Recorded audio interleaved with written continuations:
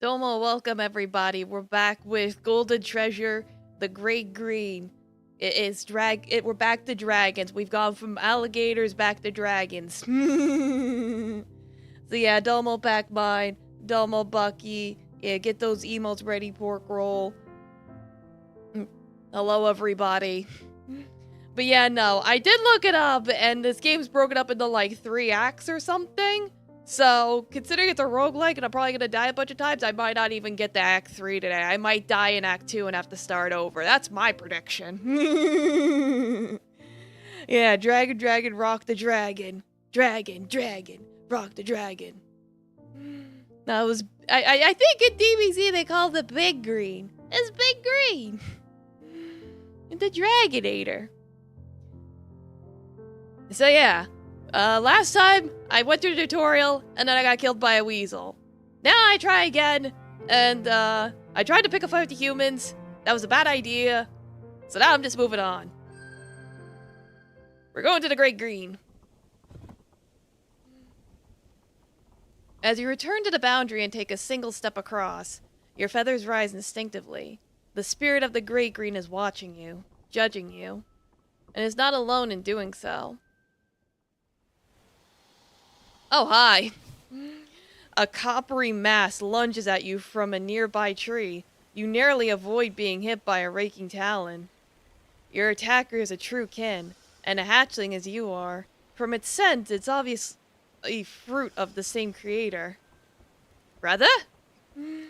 One of its rear legs is warped, withered, and inward it turned by some cruel trick of the One Song. You decide to call this young kin Twist. It draws itself into as much of the traditional posture of challenge as it can and hisses at you. Invader. Defiler. Turn back. The heart of the Great Green is mine. I alone am worthy to inherit the prey-ripe realm of my creator, the land for which it suffered, for which it was destroyed. Petikiti. My justice shall descend upon all who enter as surely and inexorably as the fall of night. Begone, or feel my wrath. Yeah, fault its ambition, but there's no way a crippled dragon can hold territory. Yeah, no, he's gonna die. Apparently Twist has claimed the Great Green, and quite recently at that. It's not properly scent-marked the border, nor does its essence yet creep through the soil or sink through the wind, as it does when the land recognizes a new monarch. What will you do? Oh,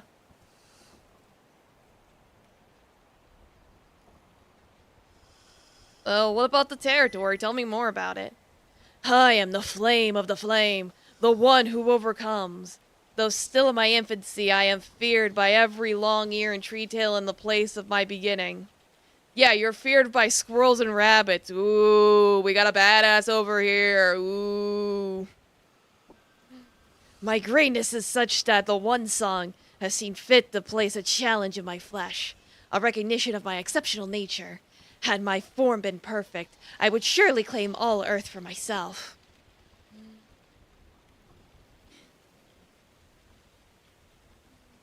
I mean, can I boast better? Probably not. Yeah, I got cat, Taffy. He's eating. Domo Catty, welcome, yeah. We got dragons. How you doing? And for now, the heart of the Great Green will suffice. The Viridian air is redolent with prey scent, and the power slumbers here near equal to my own. It shall serve me well. Be gone or be crushed beneath the weight of my incipient glory. Gouda? Good. But we brothers! Obviously, I am not nose blind. I'm doing good, thank you. We are indeed kin within kin, but what of that? Our creator shattered many small life fires about, many chambers. Our mom was quite the whore, I guess. Some lay fallow, the seed of life incomplete within. I found one such and consumed it. Others escaped the chamber, but were destroyed by weakness of body, or mind, or essence.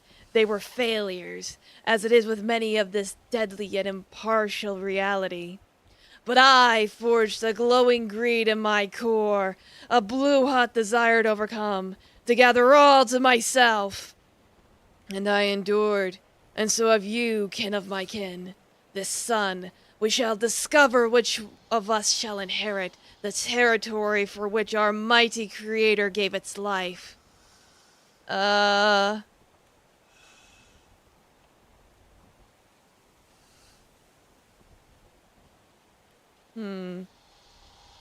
want some treasure? Guy can barely walk and he's still tougher than you, right? Yeah, it's like cannibalism. Like, yeah, don't eat me, please. It's like, not only would that be cannibalism, but that'd also be sibling side. Whatever they call that.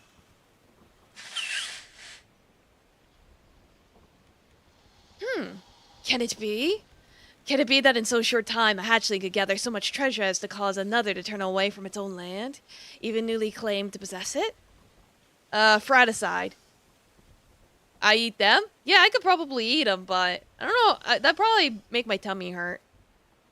You show to us the treasures you have found in Heartborn Valley. You insult me with such a paltry offering. Keep your meager almost nothing. This land is mine. Okay, well, how about I fight you for it? Let it be so. I will show you the strength of mind which has overcome my every obstacle.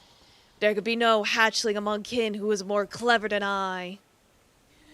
You playing Rimworld lately? Okay, fair. As challenge is my right to set the terms. If you can answer 2 riddles, one after the other, I shall withdraw forever.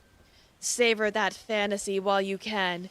You will not be victorious. Let the mind challenge begin. Oh, so he can't take us on in physical combat because he know I would kick his broken leg butt.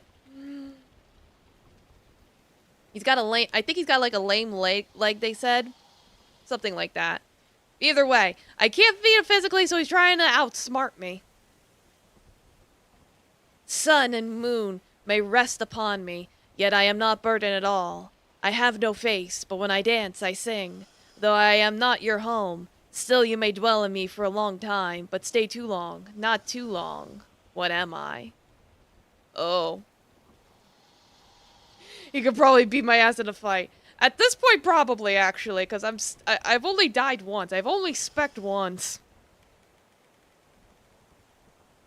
No face, but when I dance, I sing. Though I may not be your home, still you may dwell in me for a long time. A cave? No? Times unnumbered have you taken me in, and just as often given me back, only to take me in again the next moment. What am I?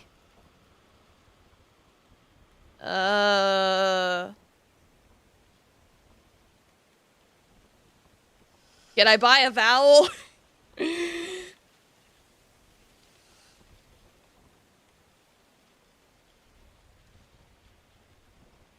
Air? Ah! Give me food and I shall thrive. Give me water and I shall die. Fire! Okay, 2 out of 3. 2 out of 3 is not bad, right? You're victorious. Then I guess the first one was Earth? Was the first one Earth? Was all of them elemental questions? Oh, it was water! Yeah, water, moving down a river. So if it goes down a waterfall, that would make noise, so okay, I get it. Your superiority proven, Twist is forced to slither away in search of a new home. With so little land unclaimed in this world and weighed down by both youth and deformity, its chances are slim. But such is the way, the good way of the Draken. The strong survive and the weak perish. The answers are very flexible. Well, that's good at least. Nothing now stands in your way. It's time to cross the threshold. With essence ablaze, you enter this realm, this place of magic, this setting for the grand adventure which will be with your life. The great green shall belong to you, and you shall belong to it, and it is sung by the music in your heart. But yeah, pretty much my plan, streaming-wise for this, is to just play until I at least get a ending. However long that winds up taking. And then probably after that, I'll probably just play it on my own so we're not here for like 20 streams. I feel like that's fair. Following custom, you journey for 5 full suns after leaving Heartborn Valley. Your new home must not be too close to Darktooth's. You will need a good and wide hunting ground, and the Elder's power should not be slighted. Do some off-stream grinding. My only concern with that is what if I stumble onto something new that it's like you guys haven't seen and then you miss out on it. If this was like an RPG where I could go fight some monkeys or something to get to level 100, that'd be one thing. Like when I streamed Pokemon way back, offline I would go fight the trainers that were all on the road and stuff. So, I don't know. You are gloriously alone. There's no trace of the no-tails here, nor has there ever been. Their kind has never marred the heart of the Great Green, the wild forest, primeval. Hunting good beasts doesn't give any events. Yeah, so if Animal Mastery is important, I could grind that. I don't know. I'll see. This turning of earth draws to a close. A colder wind ruffles your feathers. The trees are shedding, their scales falling around you in golden tribute. A bone-deep fatigue sets in. Your first great sleep looms. You must find a lair to claim and a place to lay your body and your treasure. One crisp sun, you see it. A great swell of Earth's flesh. A place of sight and safety. It's high enough to survey the lands around it with impunity, yet low enough to allow easy access for young kin such as yourself who cannot yet tread the air. Near the top of the great hill, you find a source of blessed water murmuring down the stones into a small pool. The earth beside it has been hollowed out by some good beast in times now gone. It'll take time, but you may be able to expand it into a proper lair. Your weary paws are unwilling to move from this place, and you drink deeply from the cool, clear water before going to sleep inside the shelter, hoping for a sign that this hill refuge is meant to become yours.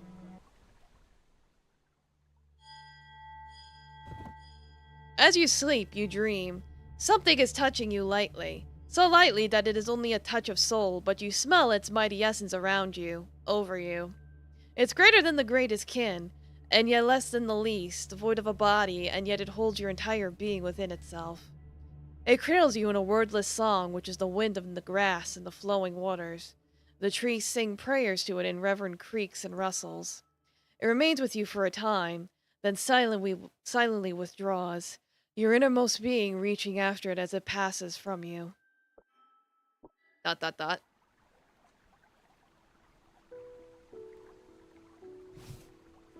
When you awaken, you know in your core that the soul of this land, the spirit wood, heart of the Great Green, has accepted your presence here. Your essence and mind are in agreement.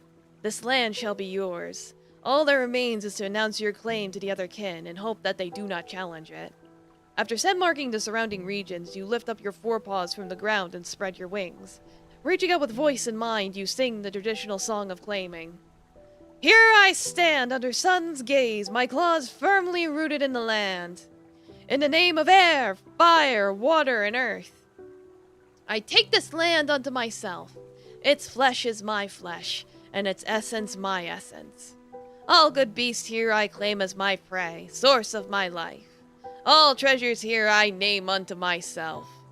So it is sung, and so it may be. Only the wind answers, and as the sun fades with no challenges nor replies from any other kin, this land is now yours by right, and not a moment too soon. Your first great sleep is nearly upon you. You dig out a smaller chamber within the cave opening atop the hill and lay your body down within it.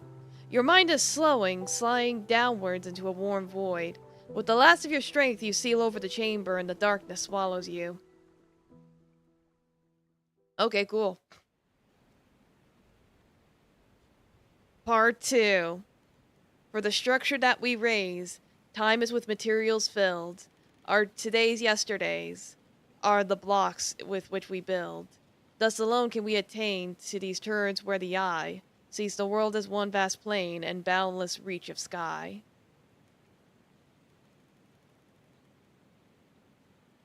Yeah, but you can borrow my cape. There are no measures within the Great Sleep. You have become unacquainted with time. After a beyond long absence, your mind begins to drift back into your body. A drop per moon, per sun, per turning. You cannot be sure. Eventually, you can feel your flanks moving with each slow breath. Your limbs, your scales, your feathers. When you at last feel your eyes again, you open them to the darkness briefly. You see nothing, but there is still a minor victory. Suns later, you gas. You're able to drag your claws against the packed wall of dirt sealing you in. You're so weak that you fear you may die here. At last, however, you see signs of light. You are desperately thirsty, and so hungry you cannot even feel your core, but you have survived your first great sleep. You wind the gap and squeeze your body out through it, surprised at the difficulty. I went and took a big old nap. Ooh, I'm so big! Wow, my feathers have grown. Big dragon boy. The reason soon becomes clear. You have shed the short limbs and coppery armor of infancy for more colorful carvings and a larger, sleeker frame. It's almost like having a brand new body. You have left your old life in Heartborn Valley behind completely. And your color here depends on my elements? Okay. I probably have a lot of earth, so that's probably why. That sounds about right. Yeah, I'm evolving. It's like, what's that? Your dragon's evolving. The Great Four have put their mark upon you as well. Your armor and feathers have taken on the colors of the elements which you have favored. Already you are unique, different from all other Drak. Domo Ikajo, welcome, how you doing? The sight of your current self fills you with pride. Quite a long time must have passed. But you have endured. The warming earth below your paws, the air flowing over the hilltop, and even the water which you now drink all taste of adventure. Your world has grown larger. This land, the Spirit Wood, is greater than Heartborn Valley. As you explore and claim its treasures, you will be tested in new ways. With each success and failure, you will learn and grow and be able to take on greater challenges. Prey here is more diverse and also more dangerous. Tiny creatures can no longer sustain you. Tree tails and long ears are too small to fuel this new body. You must seek larger prey. In time, you will also have to deal with other Draken. Challengers may attempt to take your lands from you at any time, and nearby territories have masters of their own. You are still too young to challenge them for their lands, should you desire them, but not too young to learn their ways and truths. Southward from your lair, you can barely make out the great tree where rests the spirit of the Great Green. It has accepted your presence, but if you wish to deepen your relationship with it, you must find your way to its home. The No-Tails have no presence in the First Forest. Your time here is limited only by your own growth and your ability to protect against those kin who would take it from you. Your infancy is over and your adolescence has begun. Grow. Explore, grow strong, and find treasure. It is only by learning that you will gather the power necessary to become great. Okay. A new sun has risen. Your song of life continues. I need to eat. I am very hungry. I am a very hungry boy.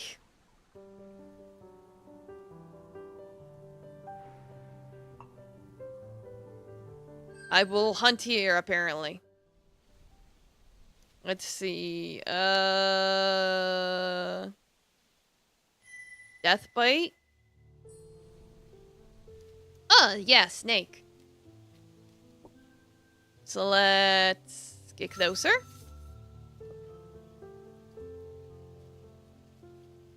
Closer. Keep an eye on it. Yeah, Domo Doom Guy, welcome, how you doing? I am here and you are here. Welcome, how you doing? Can I strike it? Got it. Yeah, Domo Road Dog, welcome. Wow, you're early. How you doing? You want a Domo and a milkshake? Yeah, sure, let me get you a milkshake. Ah, dang it, that didn't work.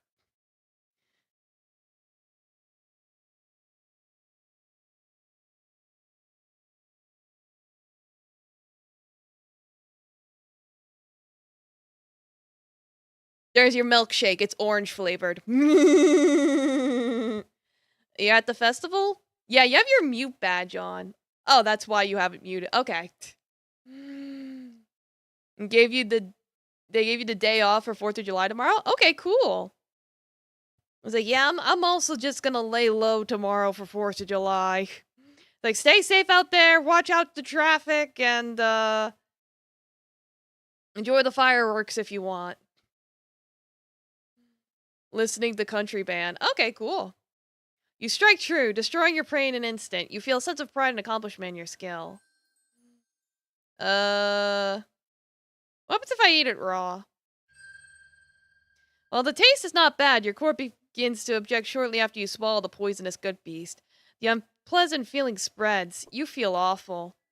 Ah, that was a mistake! I should have roasted it. Alright, well, I learned my lesson. Oh, the feather beast. A white black. Alright.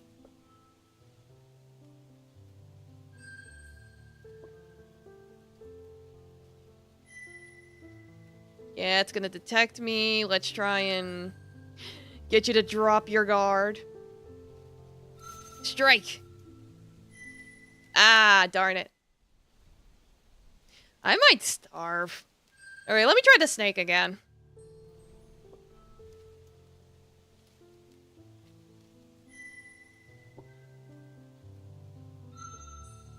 The tiny beings can't satisfy you anymore, but you're hunting magpies. It's an option!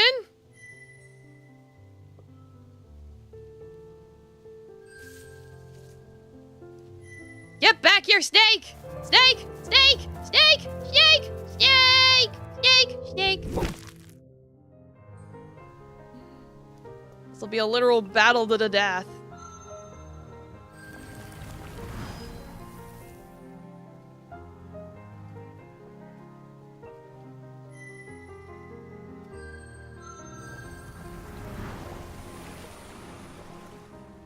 Oh no, it used water. Shit.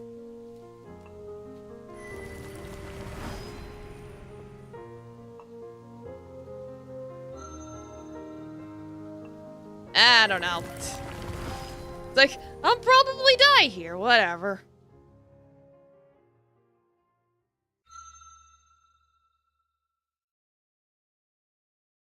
Wait, why can't I? Because my mind's not sharp enough, I can't.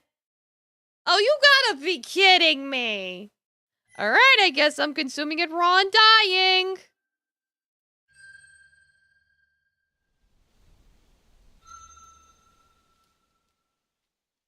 Hidden among the dying hither I wait. Hidden within my fangs it sleeps. Mightiest am I. For while others may carry destruction in their large bodies, their heavy limbs, I carried all my small mouth. With every breath I taste your end. This is our way, the good way of the Deadbite clan. Alright. Well, at least I mastered it. That's something, right?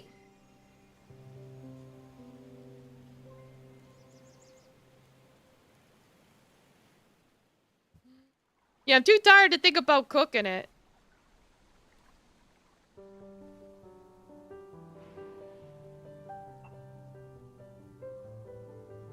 Guess I'll have to try hunting again. Oh, pungent odor? That's probably a weasel, isn't it? Yeah, that is a weasel. I don't think I have the thing for the weasel. Nah. I don't, so...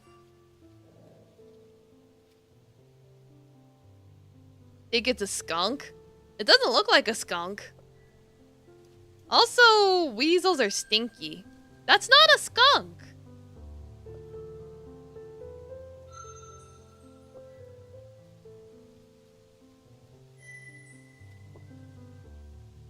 What if I just keep watching it?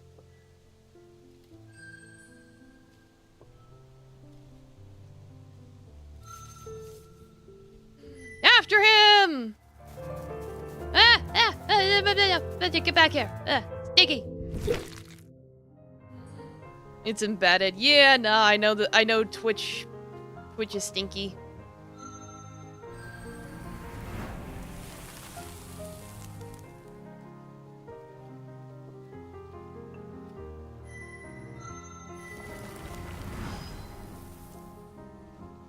Yeah, skunk would be better. I don't know. It's like, I know weasels and ferrets are stinky, so I'm just like, eh. Did I win? Yeah, it's almost rancid. Still, I feel nourished. Yay. You're just not seeing it on a full screen. No, that's fair. Understandable. Wait, what did I just do? Oh, I clicked on the bird by accident. Whatever.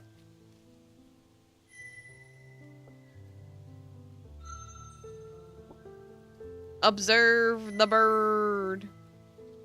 What a very cautious bird. Dang. Like, yeah, I'm probably gonna just starve to death. It's like, hey, welcome to the Great Green. I'm hungry. Yeah, I need water affinity. I don't want to dry up my resources.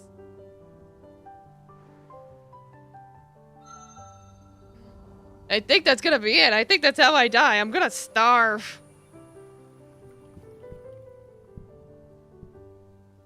This is the approach of the high moor known as the Skyward Reach. Trees and thickets are rarer here, replaced by brown heather, steep slopes and heavy stones. A tribe of hardy and tasty surefoots resides here, but hints of sulfur on the breeze suggest you're nearing another kin's domain. Tread softly.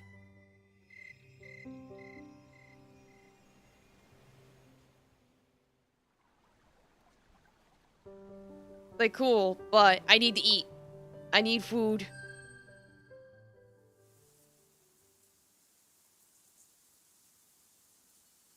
Yeah, get some goats. The Great Horn Surefoot. Sure. Your keen senses have revealed the presence of a Great Horn Surefoot here. Okay. Closer.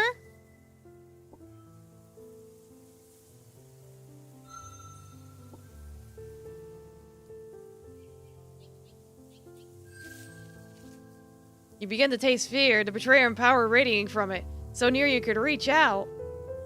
Observe. And strike! Got it. Begin the dance of destruction! They're injured! Rawr! Ah! Fuck, it used water.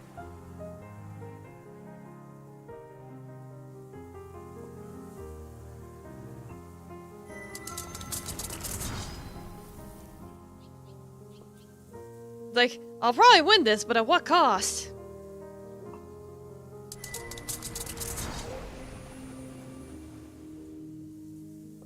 Like, dang it, he keeps using... No,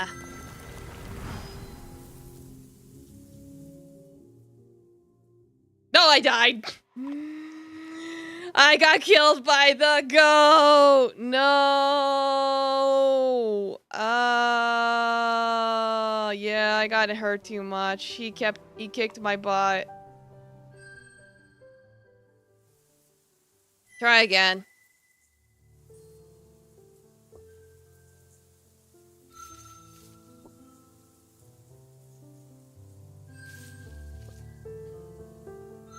Like, drop your guard, buddy. I'll strike. Yeah, goated.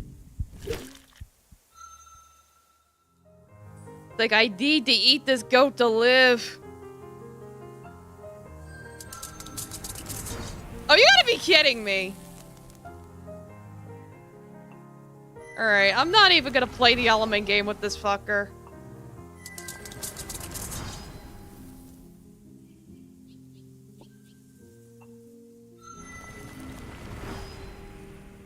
Did I win? No, I died. That's it! Oh my god, I died to a goat. RIP. Earth from the start? I tried air first. First I tried air, but then you put out fire, and I'm like... It's like... Eh. And then he eats me when I turn to grass. No, that's why you suggested from the start. Oh, okay, yeah, I guess. The thing is, I don't know its pattern, so... Yeah,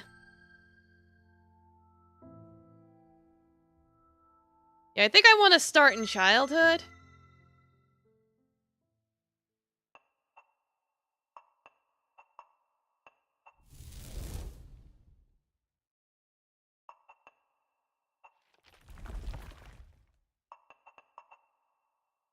Want to explore the dungeon? Yeah, I was gonna go back to the dungeon since I didn't really complete it.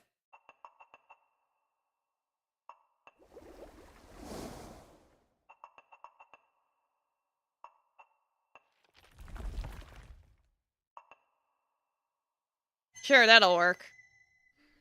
You can't just put more than one mastery into each element. I know, but I don't know what I need, so I'm balancing things out.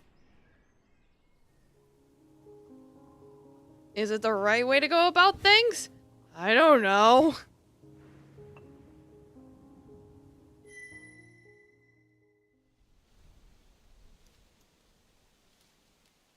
Is the small fur beast the hedgehog? Because I got the hedgehog already. That's smelling of earth, so yeah, probably. Let me go get the stinky.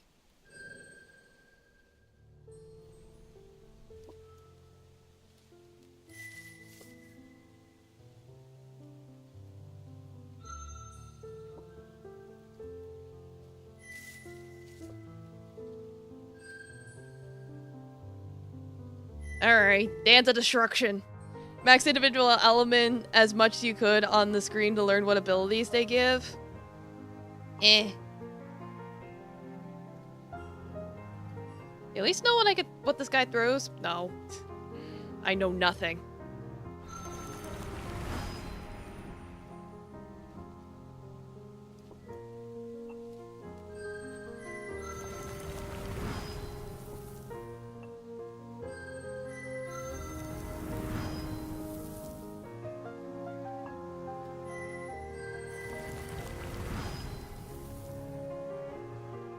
But I'm pretty sure I just won that, so... Yippee.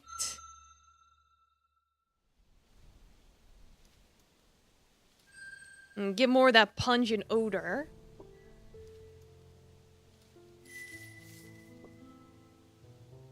Yeah, I ate a weasel. Yay.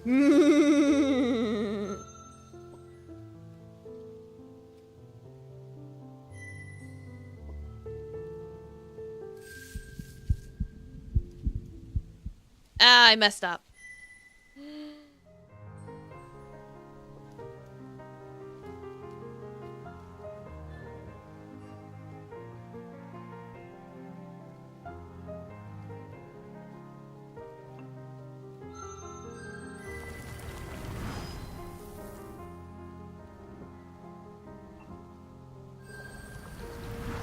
Aha! I knew your little pattern. I have bested you in battle, Weasel.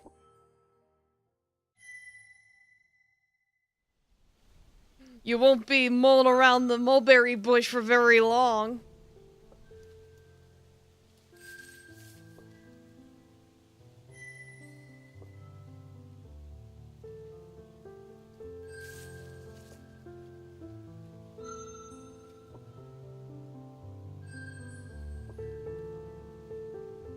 Strike! Alright, I whacked him. Let's see.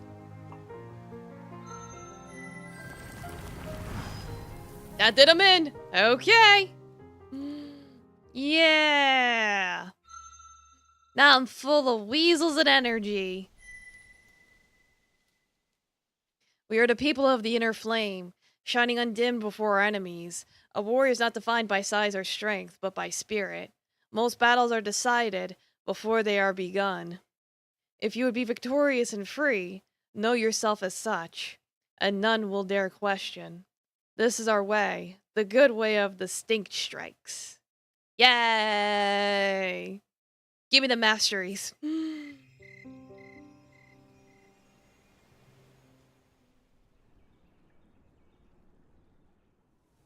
Alright, let me go uncover some land.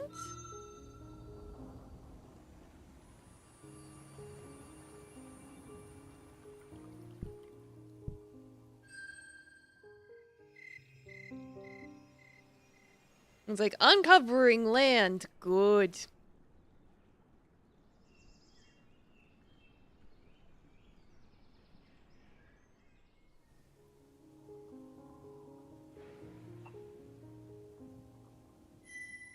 Go pick up some shinies.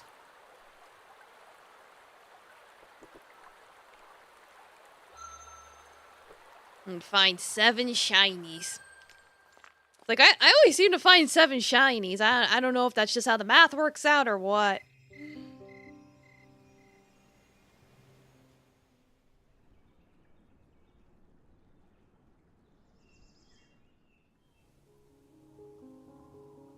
You don't think it's RNG? Yeah, it's probably something else.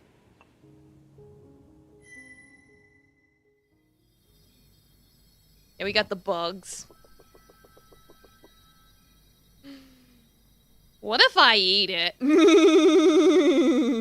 You easily snap up the tiny being, but quickly come to regret it. Seems that whatever magic allows it to shine their light also makes them taste extremely bitter.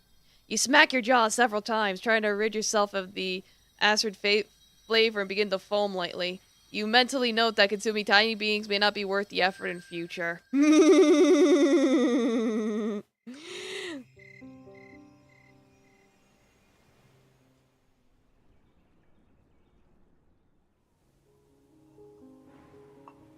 Alright, and then over here's the water spirit.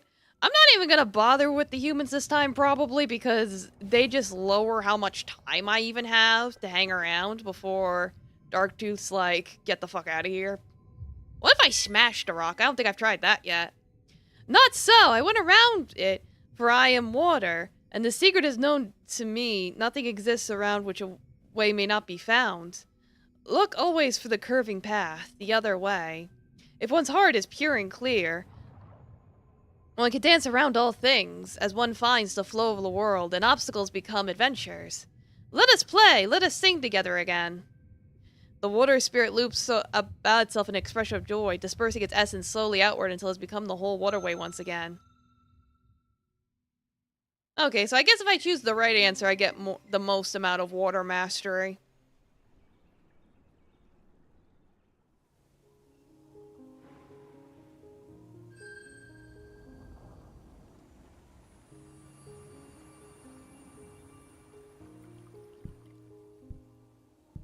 Yeah, it's not gonna give me fire mastery, true, you have a point there.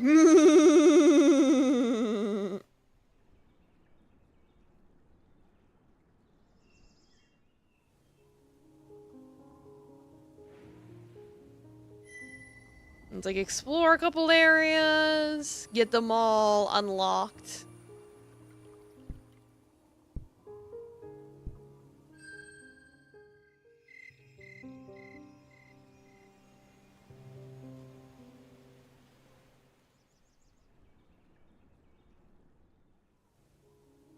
Let's see, how am I doing? I think I should be okay. Go talk to the... I think talking to these humans is safe, though, because they're just kids. Maybe.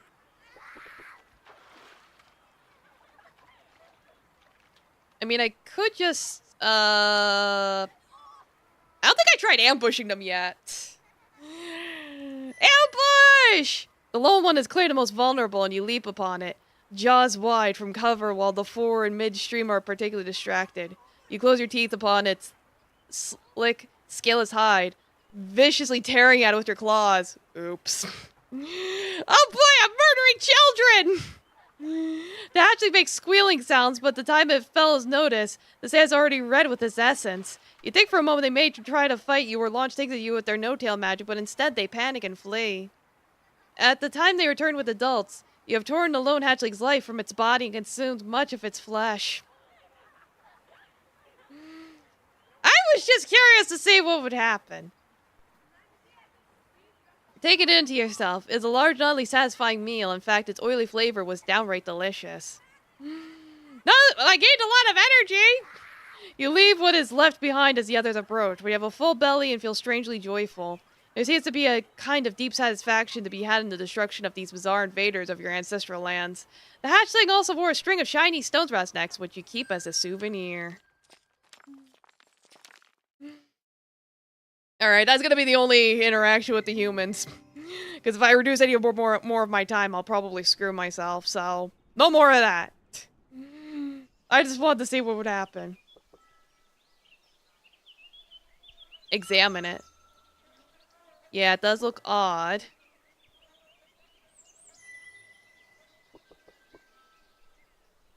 Does it just loop?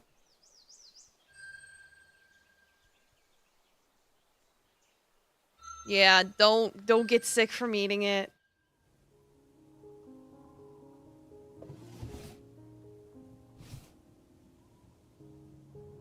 Examining it might be what makes me sick? I don't know. I don't think I examined it last time.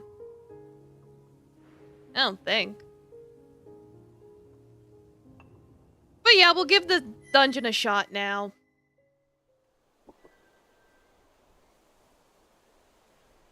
Rip it open! Last time I pushed a button, this time I'll brute force it.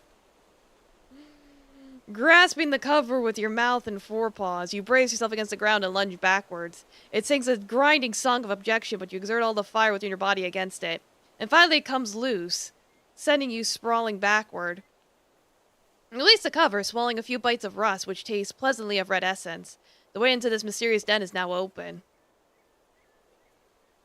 Let's head on in!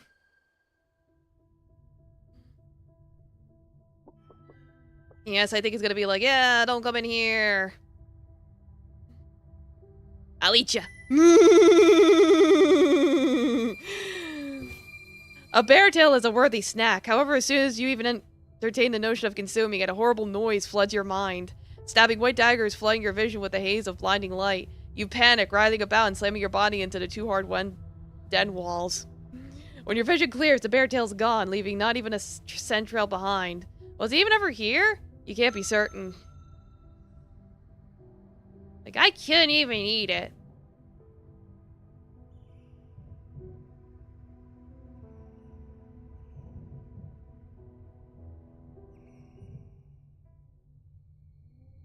Oh.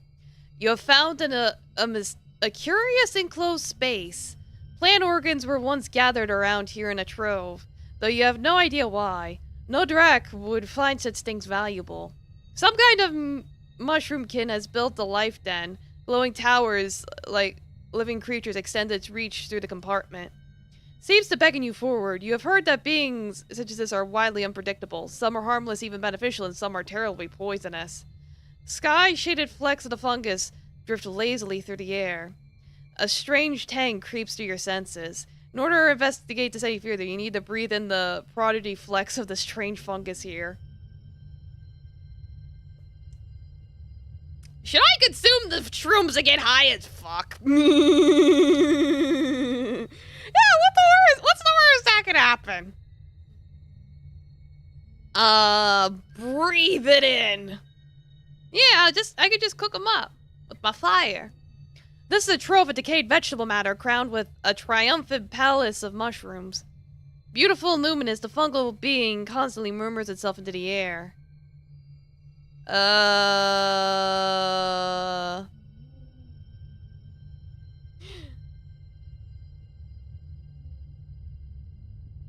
Yeah, you know what? Fire! You tell if I'm winning? Well, I was killed by a weasel, so I'm starting over again. You built up a large quantity of fire seed and breathe it out all over the fungus. Take several applications of flame before it finally dies. Its twisted corpse emitting fine wisps of white-blue smoke which curl into halos in the darkened air. Everything else here has also perished in the fire, and there's nothing more of value. That's it? I set it on fire and nothing happened? Lame. Oh well, it was worth a shot. Oh wait, I was killed by a goat. You're right. I forgot.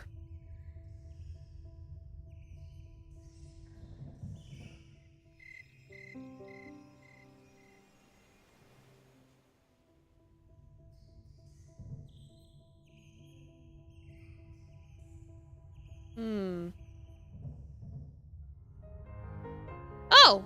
Rats. I probably don't have any information on them.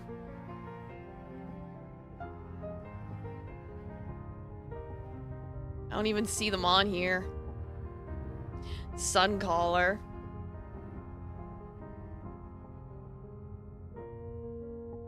Can I just observe animals and, like, not eat them? If I don't eat them... Yeah, the rats aren't even on here. I don't see them.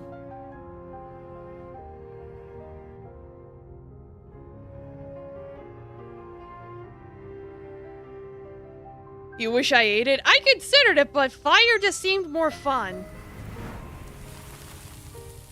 Ooh, I think I kicked their butts. At least I got some energy.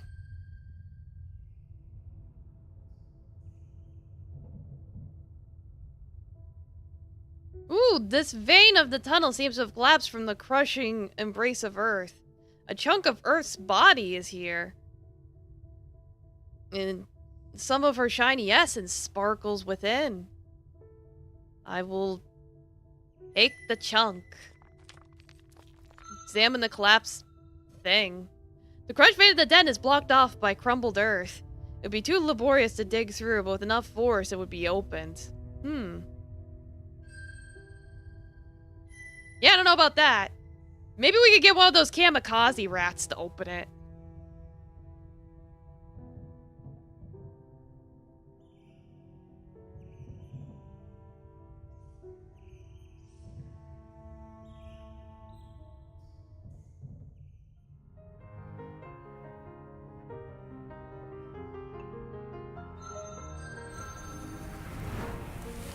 You have a weird idea.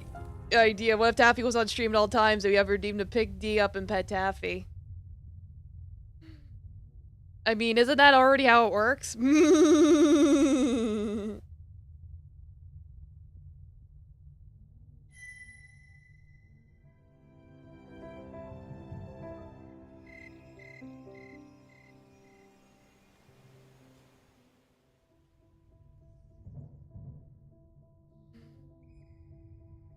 Like, nah, you're right. It's not.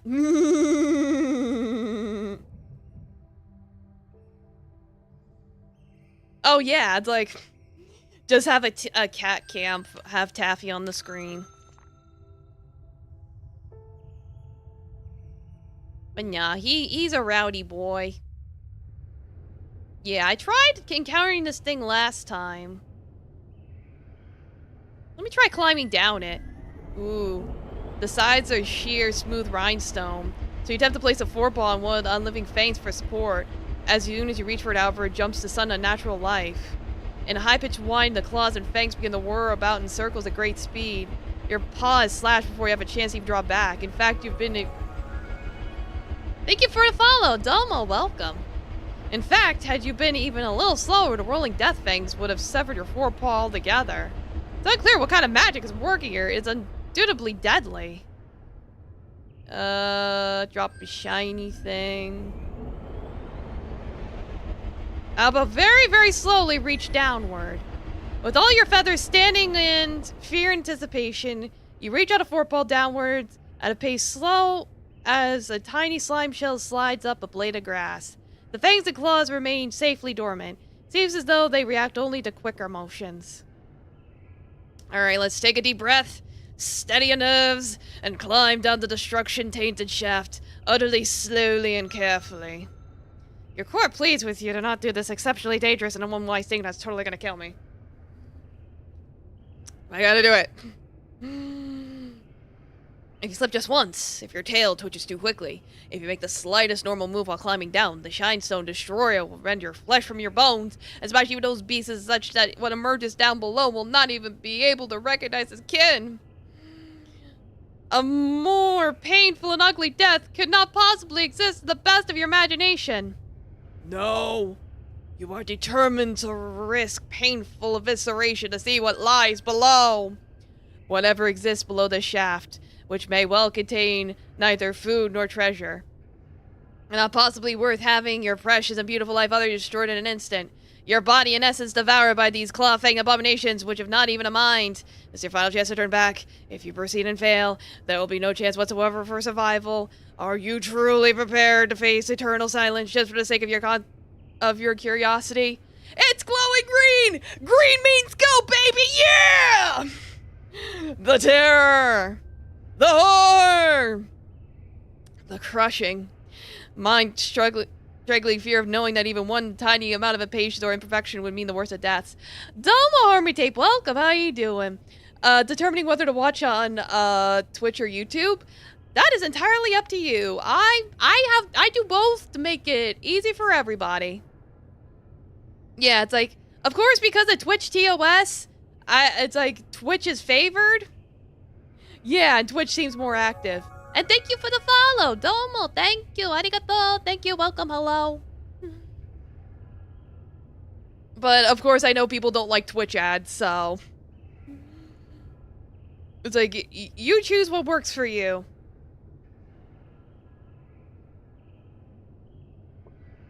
The slow descent down the shinestone tree of destruction seemed as long as your entire life thus far. You nearly panicked several times. And yet, thanks to the calming, steady earth element within you, you keep every movement slow. Slow as the grass grows beside the river. Slow as time raises up new kinds of bodies to house new essences. You are patient enough, calm enough, and you survive, dropping at last into a warm and hard floor. As a YouTube supporter you watch on Twitch, it's better to watch and interact. Fair enough. Though I do have multi-chat when it works. It's like, when it works, I do have multi-chat.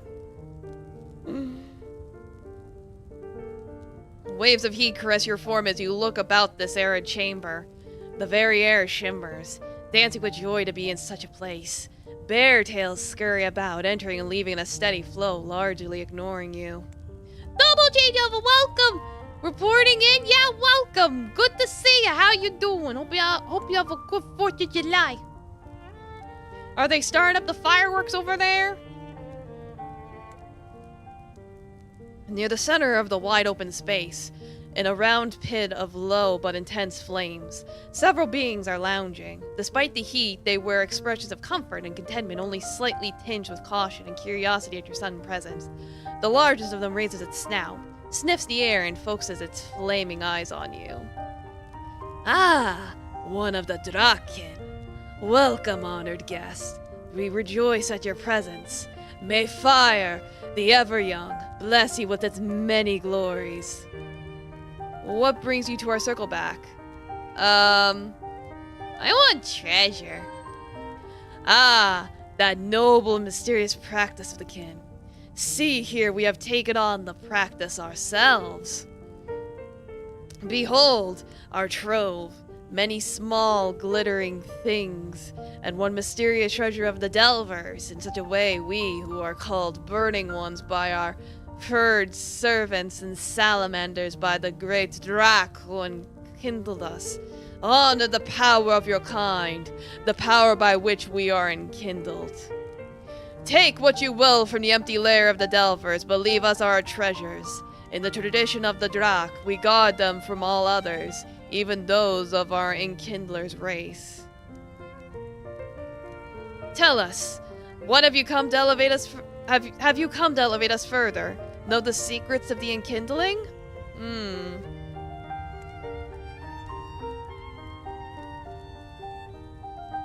What is the enkindling? Perhaps you know it by another name. Enkindling is what the great Dark One, who changed our nature, called it. It is a power held by the Draken to set alight the souls of lesser beings and bring out hidden truths within their bodies and minds. Before we were enkindled, we were mere water beasts, scrambling in shallow pools for sustenance. Now that we are enkindled, we bathe in fire. Our bodies have become larger and stronger, and our minds comprehend many things which we could not before. Darktooth? Yeah, probably was Darktooth. I don't know. He seems like a big, strong dragon man that could do weird things. After our Enkindler purged this place with the others, we were named its inheritors. I don't know nothing. The salamanders look askance, tails limps in disappointment. Perhaps such things are beyond the hatchling such as yourself, and you have no news of our Enkindler, the Great Dark One, either, I suppose? No? Well, a visit from a Draken is a good omen in any case.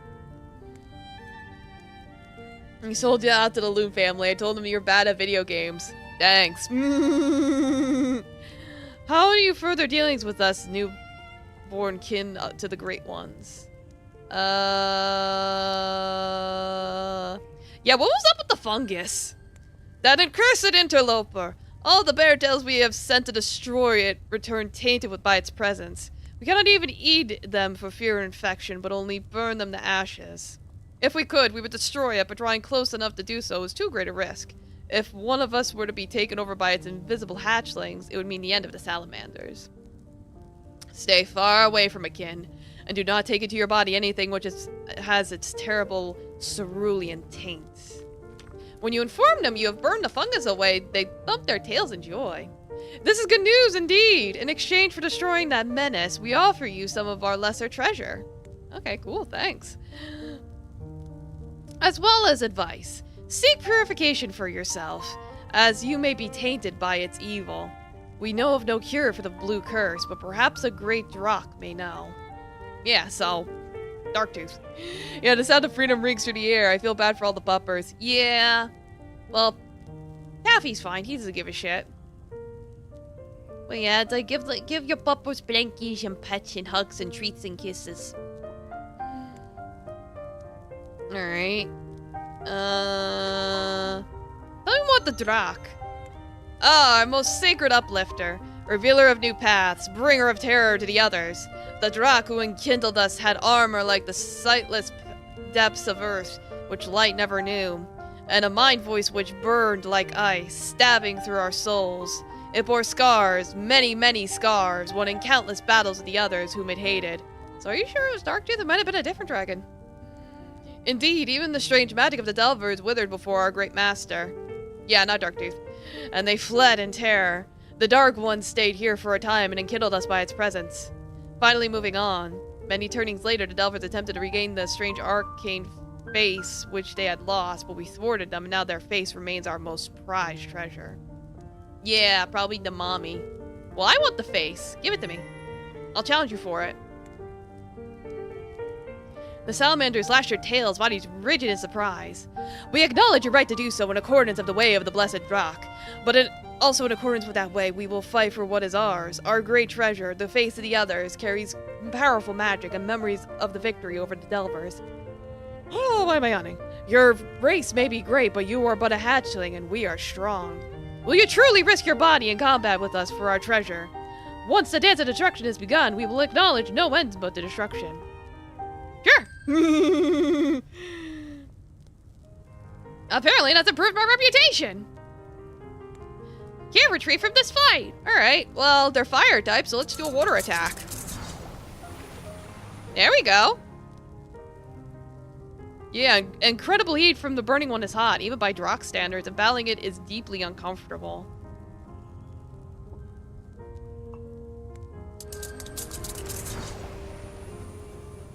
Oh no, it was able to cast an air thing. Ah, jeez.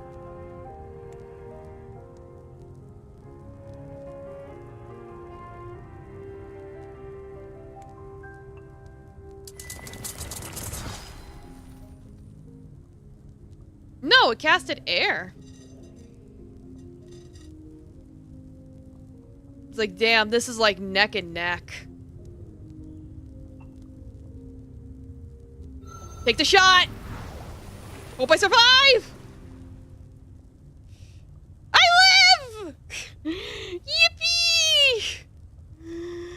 Their leader slain, the salamanders present you with their treasure. Have mercy upon us, O great Drac! Though small, you are strong. Take our treasure and leave our lair to us and our servants. Nothing here remains here for you. Yippee! I got the false face. Is that a mask? Murder? I challenged it. It was an honorable duel. The Stelfer artifact bears some resemblance to the fat face of a mature no-till giver converted to a baffling material and somehow peeled away. It smells downright bizarre. It's hard to imagine that it has any real value, but the burning one's treasured in it seems seemingly indestructible. Having obtained their treasure, you leave the Delver's abandoned lair. When you pass by the entrance again, you see that it has been blocked by many stones. Afraid of your power, the salamanders must have ordered the entrance sealed by their bear-tail servants. I got an achievement! I got Tarot card! Let's go! Yes! Precious things are buried deep. Certain truths will only be found by those willing to brave the darkness. You forgot this is where you got the mask. Well, apparently it is. And then I get sick. I'll do nothing so I can recover. You huddle down in your earthy sanctuary and sleep as much as possible, following the directives of your core. You can only hope that this has given your internal forces some kind of advantage in the pitch black battle raging inside of you. Perhaps resting more will help, though you feel awful. Turns to be a wise decision, as the illness will now depart more quickly, but is not how a mighty drac should spend its sons.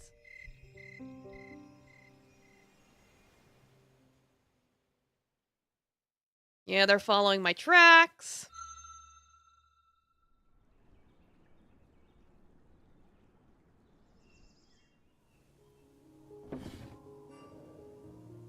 I have a lot of shiny things now.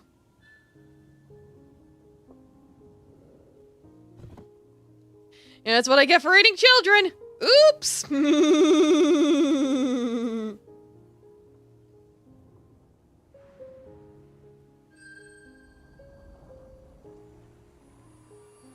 I'll go unlock some more areas.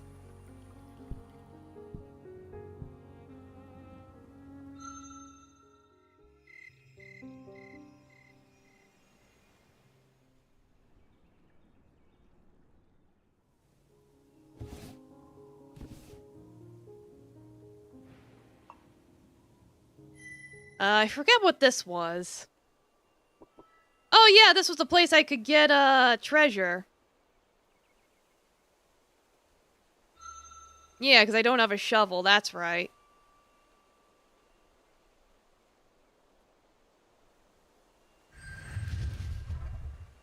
Yeah, your breath is fierce enough to make plants bow down before you and cause grass to catch flame, but the shine stone, magic over itself, is more stolid by far. Need to grow the fire within more greatly before you can melt this. At least it was good practice.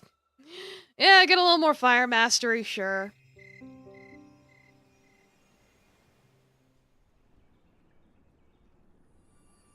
Yeah, it was enough to level me up.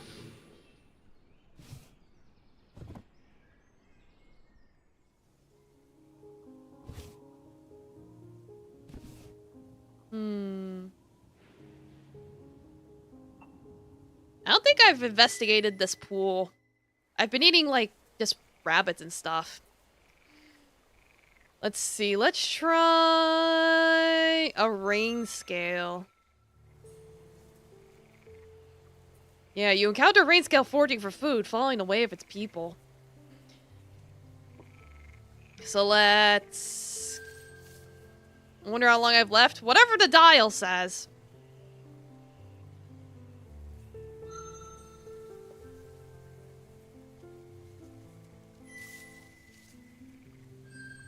Oh, I missed. How about a scale beast? Is a snake.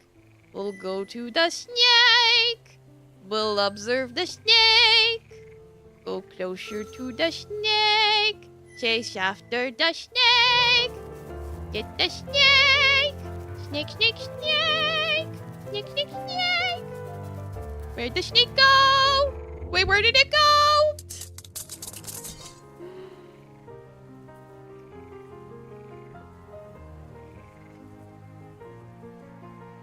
Yeah, it's like, how convenient of it to stand in midair like that.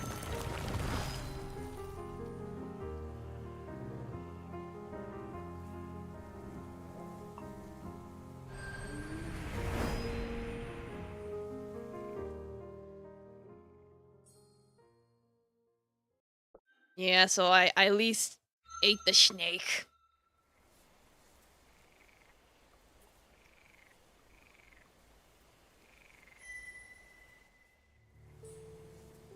One more snake. Try not to fuck it up this time.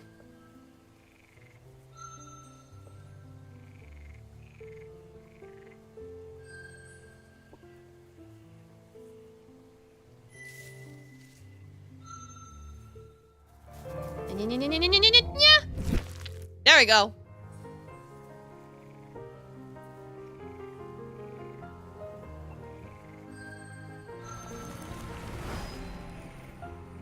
That'll do it.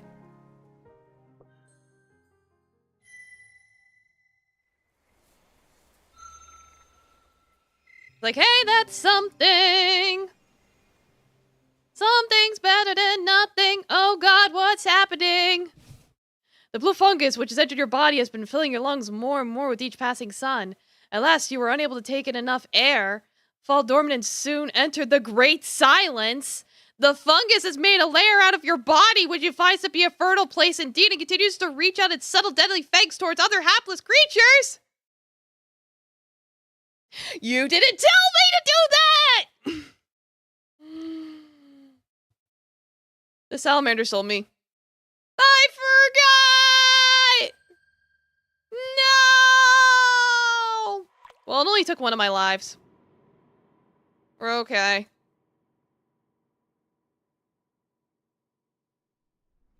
Let's see how long you would notice the blue dots surrounding my vision. The answer? Not at all. It's like...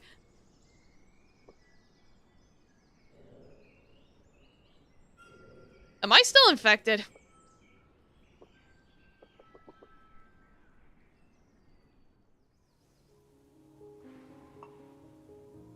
Alright, I'll go see Darktooth. Standing near one of Darktooth's scent marks, you have let out a song of communication, and after a short time, the Elderkin arrives. It settles its body down among the hills like a low mist and waits for you to state your purpose. Naturally, any question will come up with an appropriate payment.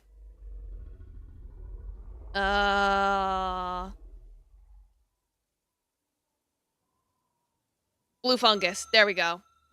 A presumptuous, troublesome thing. Like all fungus, it is other. I can't read! Unrelated to the plants and beasts born of earth and sun. Its descent was before the age of rising, when air and water were still weak and fire was strong. We have lived in relative harmony with the fungi. Some are even beneficial. Beware those which emit their own light or have strong colors. However, they could bring destruction even to bright beings such as we. If it has taken root within, you must make your body inhospitable. Certain warriors among the tailbeast tribe carry a deadly venom. Consuming one raw will eliminate the fungus from you. There is another way as well. More certain immediate, but only a desperate youngling would willingly choose it. There are 2 pieces to pay, one of treasure and one of agony unmanageable.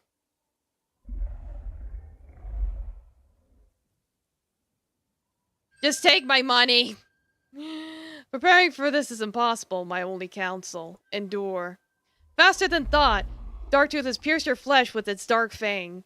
The wound is tiny and hot and shallow. It's obviously being gentle. And there is almost no pain. Only a tiny bit of your essence escaping. You wonder what agony it's talking about.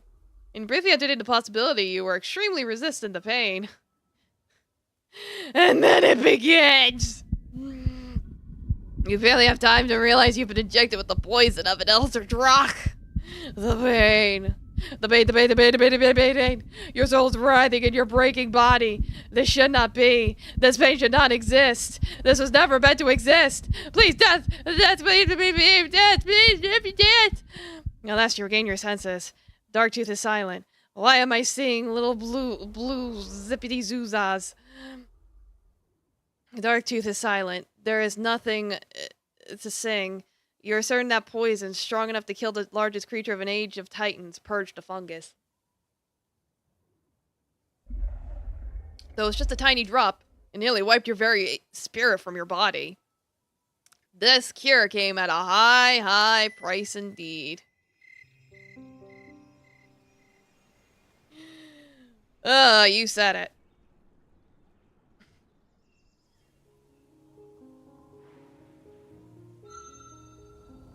I give myself a minute to recover here.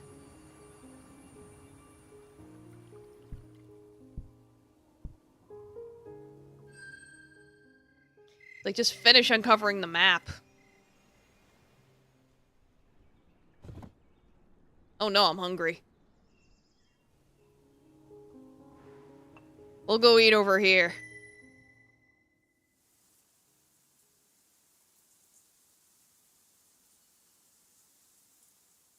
Bizarre mix of scents. What's a bizarre mix of scents? Oh! The taste of tailless hunter essence is upon the air. Oh god. I mean, I can observe. You've gained knowledge of a certain mysterious animal.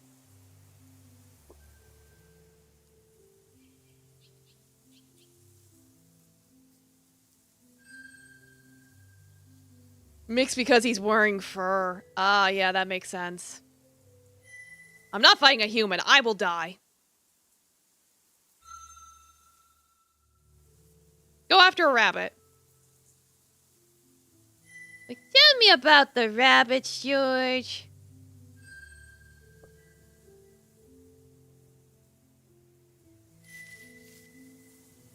Get back here, rabbit. Yeah.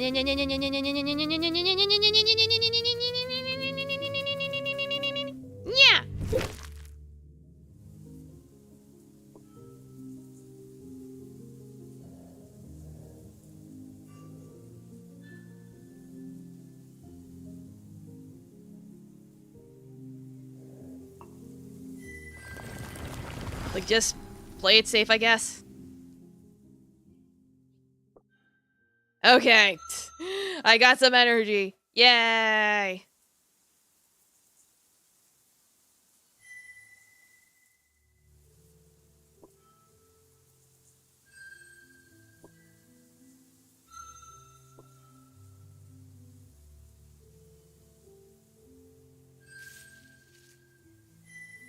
Like these heckin' rabbits putting up a fight. Stop putting up a fight!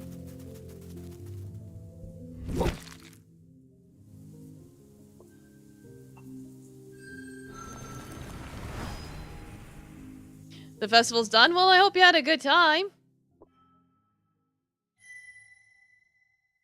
So did I win? I guess. Ate a couple rabbits.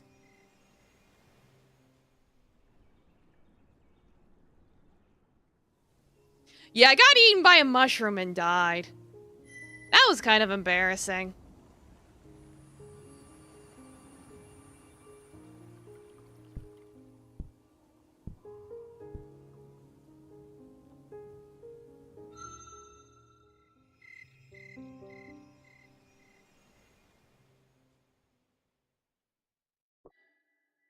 Yeah, it's like humans are coming.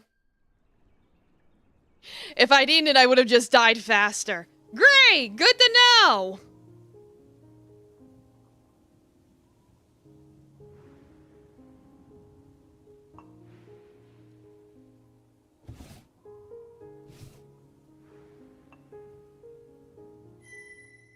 Go say hi to the deer.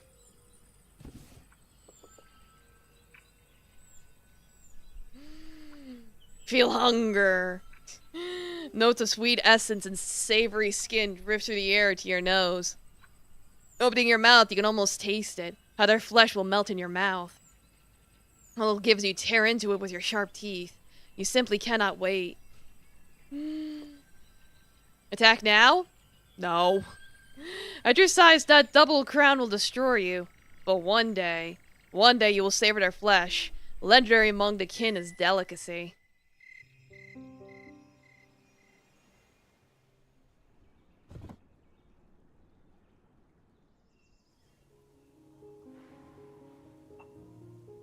Yeah, it is nice.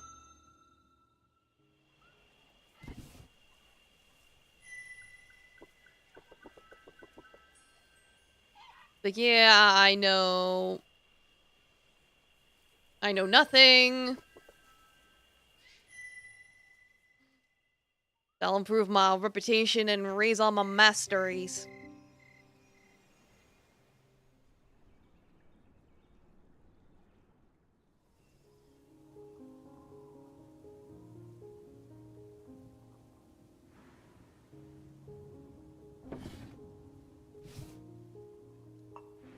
Hmm.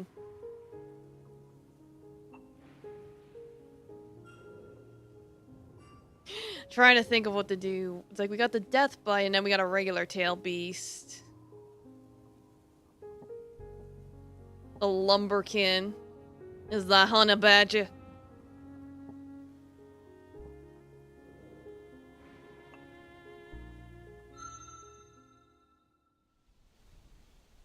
See.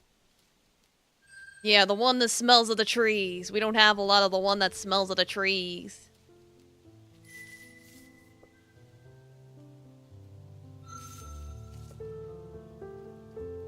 Look at this silly little thing.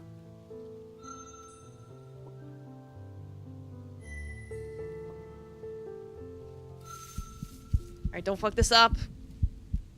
I fuck it up. You pounce, seizing the Darksweet's tail, but to your surprise, the appendage breaks away easily in your jaws, leaving you confused as the prey escapes. A cunning trick to be sure, perhaps more observation of the creature may make you less likely to happen again. Damn. I got duped. It's like, did you promise that badger you'd come back later to fight him and then just fuck off? Yes. Thomo Swooshy, welcome. Yeah, thanks for stopping by. Good to see ya.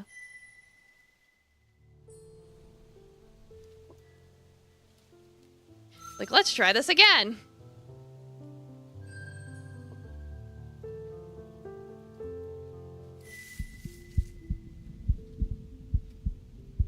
There we go. I got it.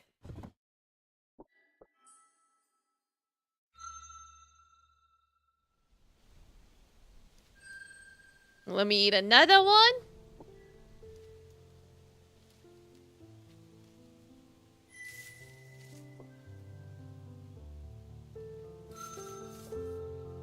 Gotta observe.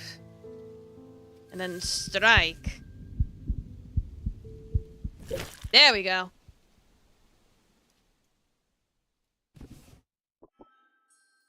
There we go. Now I got some energy. Yay!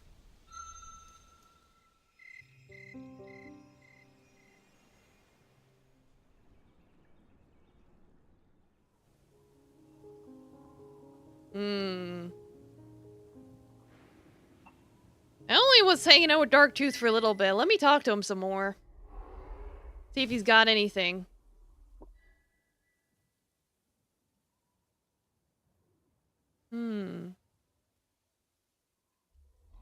Yeah, it's like I would have to pay him.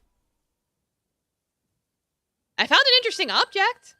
Has a hatchling found treasure of an unusual nature. For a price, this one can sing of its hidden lore. Sure. Tell me about the false face. I'm probably not gonna get it again since I got the tarot card, so I might as well. Darktooth casually sniffs the offered object and explains its origin and value. You are no longer ignorant of its true worth.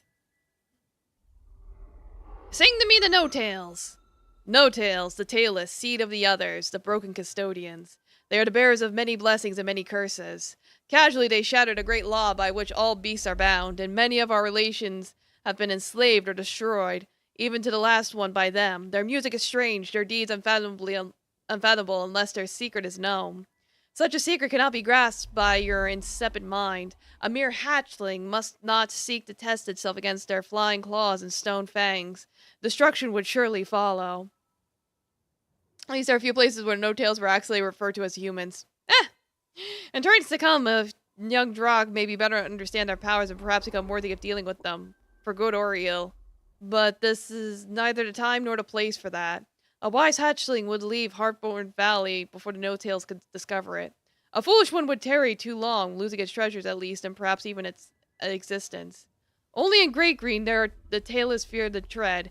May one survive long enough to see many turnings. Such is my song to the young kin. And I got some air mastery. Cool, thanks. Wait, so... Can I trade? Darktooth's tail slams against the ground hard enough to make your feathers pop out. Trade. A youngkin suggests trade. Alright, rest well, Caddy. Thanks for stopping by. With a being who has seen thousands of turnings, millions of suns, does the magic boy could possibly have anything worth bargaining for? And yet presumption and arrogance are the enemies of wisdom. And we have far more poultry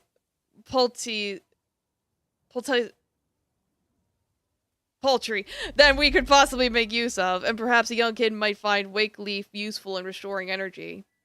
They're bundles of plant sages, herbs of great power, which, when applied to torn flesh, hastens its mending. They are but products of a recent experiment. Elders among the kin have more elegant ways of repairing their bodies. Wake leaf heals and fuels the essence, rather than the body. Some tailors steep it in flame-trickled water to prevent sleep and promote vigor. A kin, even a young one, would simply eat it whole to grant a burst of energy. Be wary, however, it is a poor substitute for hunting, which feeds the whole self, even onto the soul. So what is this, caffeine? We got some cocoa beans? But if youngkin wishes to give shiny things for these, there may be mutual profit. If youngkin wishes to offer up a research artifact or trade, we may be willing to part with shiny things if it seems beneficial to our studies. I have the mask.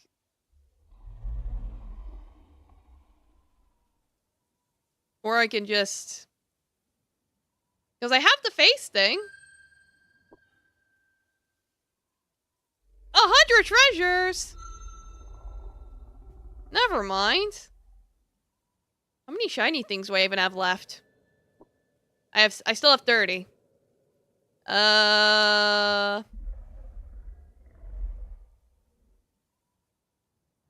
Healing item sounds good. So it is given, so it is sealed. Yeah, it can be used to aid closing wounds. That might be useful. You definitely won't use the mask. No, probably not. Think to me of the others. The myriad tribes of fur, feather, and scale, of all those who adhere to the true way of destruction creation, whose mind are clean and pure. These are the good beasts, offering of earth and sun. Offspring of earth and sun. A wise kin respect them all, from the least to the greatest. For though they are of less than power than we, they are our relations, and their music is in harmony. The others, however, are those whose music is dissonant, whose ways are strange because they are no longer, or perhaps have never been, children of a great giver above and the great birther below. They violate the ancient ways, hunting without destroying and destroying without hunting. They are of several kinds, but they always carry a mark of their other nature, a lack of such things as good beasts have, such as feathers, fur, scales, or even tails. If one is unfortunate enough to encounter one, a wise Drak would be cautious and never presume to know their minds or their strength. It was the others who, turning beyond turnings ago, overthrew the dominion of the Drak and ended the Golden Age. When you have shed your copper bird skin and have more feathers in your chest, perhaps you will be worthy to know of the fall, and how the others stifled the great music of our people until but a humming whisper remained. Until such knowledge is gained, only a most foolish hatchling would dare to meddle in the affairs of all the others. Such is my song. Yeah, part of the reason why I'm, like, trying to get stuff out of them is because I noticed I'm getting mastery for it, so I'm like... I don't know what else to use my shinies for, so... If giving them my shinies will give me stat boosts, that might be the best way to do it right now. The Great Four. As your legs uphold you, so do they uphold reality, and cause its movements and its progressions. They come into being through the circle dance of the cosmos, from the longing of sun for earth and earth for sun, and of all beings for each other. They are these. Air, bearer of songs, the great uplift, element of speed and the mind. It resists boundaries, invisible and unstoppable, searching always for new ways, and of all the four, it is swiftest and most free. And he gives me some. It's like, here, have the element. The devourer, the hungry one, element of destruction and power. Within fire is the sacred lust which drives all good beasts to the dance of creation and destruction. The will to power, pride, and ambition. In the outer reality, it is the bright dancer, the seed of which we carry within our cores and breathe out upon our foes. Yeah, give me some mastery. Water, the ever-changing one. Shapeshifter of three forms, element of hidden things, transformation in the senses. Water is the very essence of the great birther, without which she and all her hatchlings, even the Drakh, would perish. Water flow red within and clear without, but in any form it shifts and changes to fit any vessel. Learn its truth, for life shall twist you into many shapes, and unless you are like unto water, you will shatter. Earth! Earth! The endurer, the nurturer, element of fortitude, patience, and wholeness. It is the flesh and bone of the great mother, strength of the mountains and the land beneath our claws, undying, unshakable. It moves not of its own volition, but remains always itself. From it we learn to be steadfast, to know ourselves, and to build our bodies and our treasure troves and unassailable peaks beyond all distraction. Both within and without, these elements glide, facilitate, challenge, and inspire all beasts. To know them in the self, and other beings, and in nature is to know the true cause of every effect. Fire devours air, air dominates water, water destroys fire, earth stands alone, undestroyed and undestroying. Learn these truths, and in all dances you shall be elegant and powerful. Such is my song. It's like, my goodness, how many things do you have to teach me? What are we? In the beginning there was the sun, and there was the earth. In a true dance of creation they were one. When they came apart, earth carried a burning speed within her, and in the fullness of time brought forth life. First, those of tiny, simple music, and then a vast symphony of bodies and minds. Like the snot on my nose, I gotta blow out.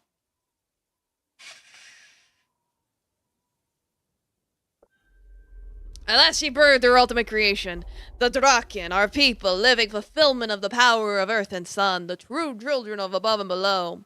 Of all beasts, we are the crest, the crowning feathers, high and beautiful are we. Our fangs are crafted of earth's unyielding substance, our breath glows with the power of sun. By these gifts we became the bearers of power, the beasts before whom all others bowed, and all beings were our prey. That was the golden age, the time of dominion. Then came the skyfall, and all fell to ruin.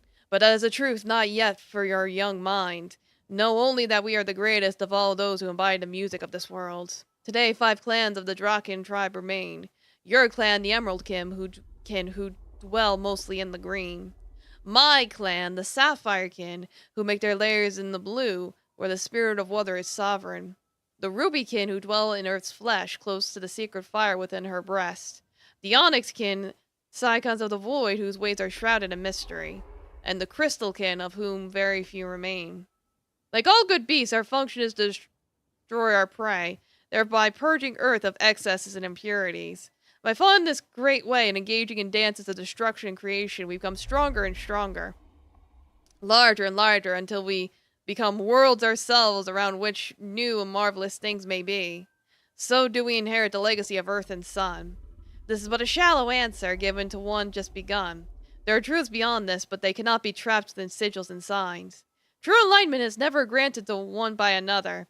It sleeps in the heart, and is awakened by its own echo in the mind. Okay. Subtle beings.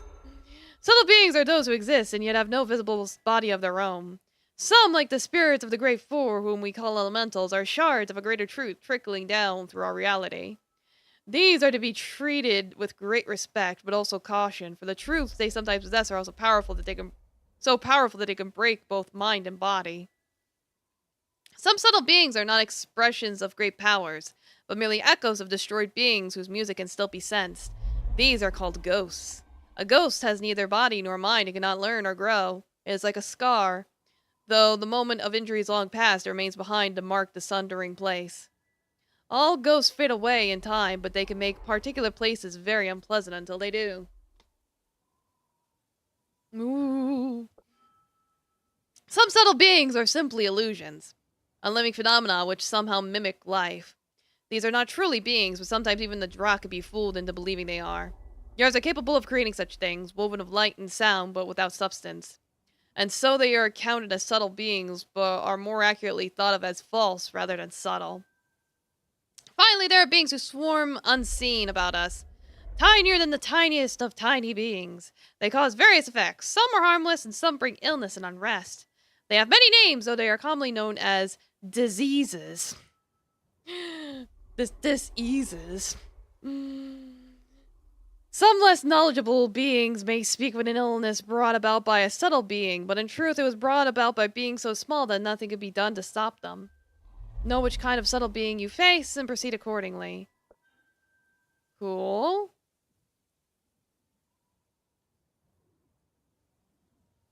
Enkindling. Draktu's crest feathers lift slightly. Though mild, it is the first time you have seen the elderkin surprised. Such truths are not often known to hatchlings. Sing to me of your knowledge. After explaining your encounter with an enkindled being and offering Draktu 3 shiny things for its counsel, it is silent for a short time, as though considering how to respond. All beings undergo subtle changes from generation to generation. They are refined, transformed, Darktooth thinks, the song measured and careful. It is possible, by sharing one essence with another, to accelerate the process, incurring eons of flow change upon life within a shorter span. Such an act never changes a being's essence, but both body and mind may be drastically altered. New gifts manifest, new ways of expressing the truth which slumber within. Great caution which must be observed when this sacred power is used.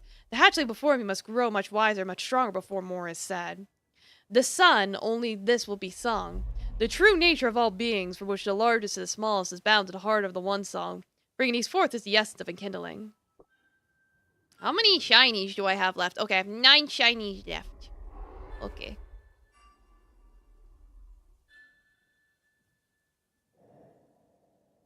Yeah, so they're like, you can't trade anymore. That's why I traded first. Alright, what about the Delvers? Like the Dotales, the Delvers are other seed of this world, and yet also not. They dwell not where the bright sun reigns, but deep within Earth's flesh. In hollow places they find or make themselves with their strange music. There they shine their overbright lights upon Earth's most sacred treasures, and rip them out with shinestone, unfangs, or artifacts which shake even stone apart with a harsh rhythm. Like the Drakh, they store their treasures in vast troves, though they do so for twisted and impure reasons. Though the Ruby Draken who dwell in the great below often come into conflict with them for the possession of great things, and the Onyxkin are their sworn enemies. Still, their behavior is slightly more predictable than the surface no-tails. A few wise kin have been able to manipulate the Delvers, trade, or even ally with them, but such things are rare. And with all other seed, great caution is advised in dealing with the Delvers until their music is fully comprehended. This one knows the secret of the Delvers, but a hatchling cannot have enough treasures to buy such valuable knowledge. Seek and discover, but gently. This is what a wise hatchling would do about the Delvers. Okay. What is the greatest being? Darktooth receives your piece of treasure and then gently intones. The stars are her scales. You wait for more, but the silence extends until you're certain the Darktooth has to say nothing more on the matter. Alright. I'll leave now, because I don't think I have anything else to show it. I showed it the mask already. But I got a lot from that. Like, definitely a lot of air. Yeah, now I'm level 3 air. I am the airbender. I still have time left. Go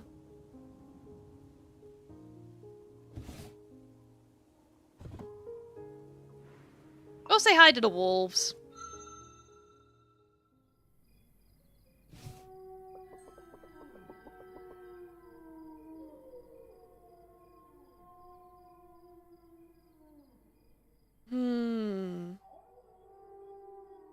I forget what I picked before. I might have picked Fascinated last time. I think this is my second time seeing the wolves. I'll say I moved to raise my own song to join theirs. You find their melodious celebration of life and the great powers infectious, and a pride and a joy swells within you. As the singers do, you raise your head skyward, and so that your song will go all out to the 4 ways equally, and you sing. Mind of the people ancient of days, lords of destruction bring forth cleansing fire. Yeah, I only saw them once, so this is my second time seeing them. I don't remember this, so I don't think I chose this option. Though alone I am strong, all shall know fear, when they face the flame with my breast behind my eyes. Praise to Earth, great mother of us all, and to Sun, the great giver, eternal Father. I live and feast and grow great. I live, I live, I live. The singers cease their music for a time, listening to yours, and you feel both pride and fear knowing you have gained their attention, and that at your age this is a very dangerous thing. On other nights you continue to hear their music, and it makes you think strange thoughts. Alright, you shall mash the Wii! They'd be like, yo, why are you trying to sing, dude? Yeah, upgrade that Man, I got a lot of air! I can roar! Rawr! Don't have a lot of... I could spend the sun researching my artifacts. Probably the best way to save that healing item is when, I'm critically hurt but starving, so I could just heal myself and then go hunt.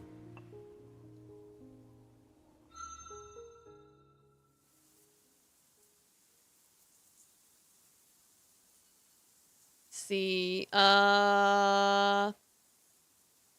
predatory scent. What's that? Oh, it's the cat.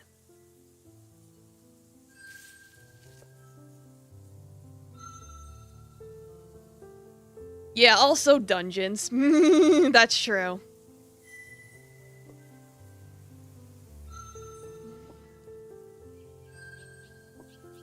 Like, how long could I get away with just observing it?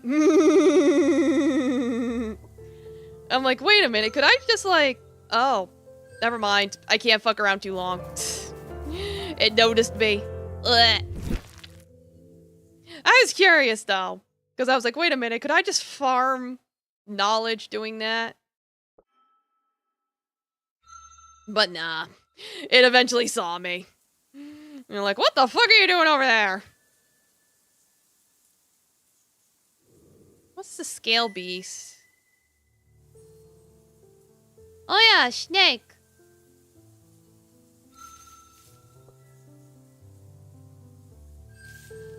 I would like to observe the snake. Because I need that animal mastery, so... I'll just look at it and then I chase after it. Simple. See? No problem. In fact, I've gotten pretty strong from leveling up all my shit. So I'm like insta-killing these things after I chase after it.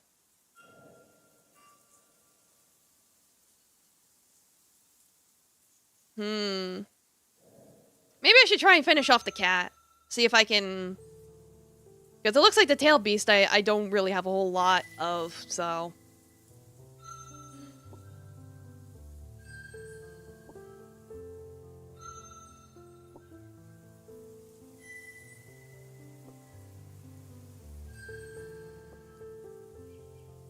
How am I doing? Okay, I got it. Now I can eat the kitty. Ah, I missed. I clicked too soon. I keep clicking too soon. That's my problem. Well, now that I have knowledge on it, I know its attack pattern.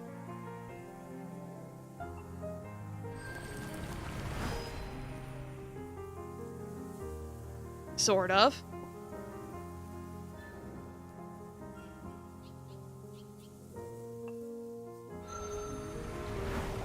There we go.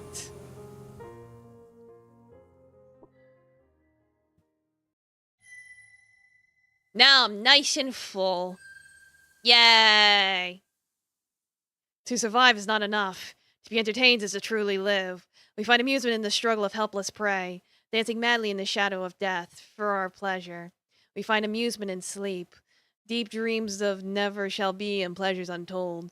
We find amusement in the tailless, who stroke our bodies and bring us food gifts, who are our slaves though they do not know it. We are the perfect people, saving ourselves and others always. This is our way, the way of the slide claws. Yeah, mastery, let's go!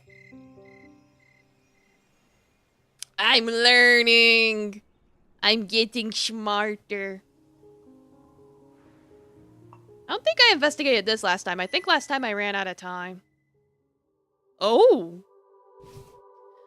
As you are returning to your den at dusk, an odd keen noise draws your attention. Investigating, you discover a strange sight. Two groups of tailless beings are rotating, gyrating on their spindly hind legs while clutching each other with their forepaws. What could this strange dance be? The dark ones are no tail givers. You can smell their musty, oily scents, each one different, but the bright ones. What are they? They smell somewhat like no-tail birthers, but they are certainly not. Eerily, each one of them has the exact same smell, with not a trace of difference, as though they are just one being pretending to be many.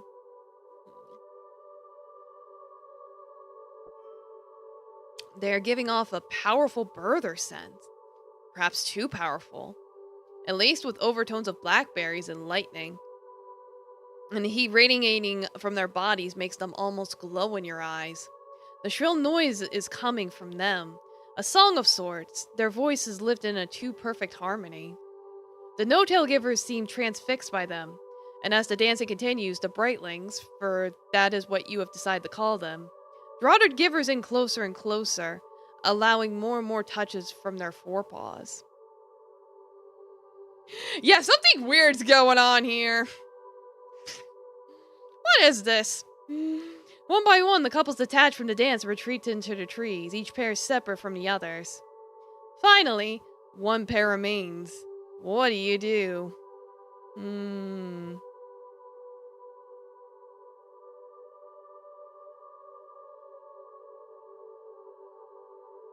Oh, wait. The no-tail and brightling go a short distance into the forest, and then they start touching each other in different ways. Ultimately, it seems as though they are wrestling, though you've never known a fight to be so devoid of fear. And though the giver seems to be winning, the birther doesn't seem to mind at all. Strange! Eventually, they stop their bizarre dance, and the giver falls asleep. Then, before your very muzzle, the brightling birther simply disappears. No trace of it whatsoever remains, not even in scent. The feathers in your crest stand on end. There's something very odd, very unnatural going on here. You feel you're in danger. I'm in danger. Something strange glimmers around the sleeping no-tail's neck. Try to quietly remove it. It's green! Green means go! Keeping your footfalls slow and gradual, but your body light, you creep up to the no-tail's sleeping form and nibble through the string of woodshire skin, fraying the object. Taking it in your jaws, you make a silent escape. Back in your den, you find there's something odd about the object you found. Perhaps it's valuable in some way. A lodestone. Curiously ordered a bit of shinestone, noteworthy for its equalish lines and stern shape, but there's more to the stone than meets the eye. Your thoughts lose a bit of their sharpness when you touch it, imitating some kind of hidden magic. Oh, Domo Yerp, welcome. How you doing?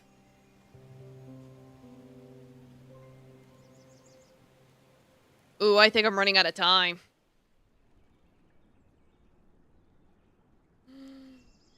I gotta leave.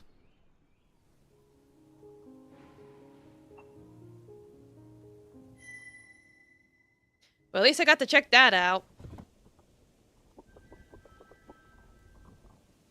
Yeah, I'm ready. I think I did some good things in this area this time. Yeah, I'm way stronger this time. Like, you know, only took an hour and a half for me to get back.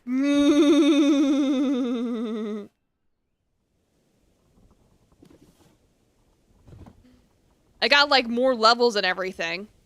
Especially air and water. I don't know how that happened. It's like, trading in all those shinies seem to have been worthwhile, though. Alright, here's this dude again.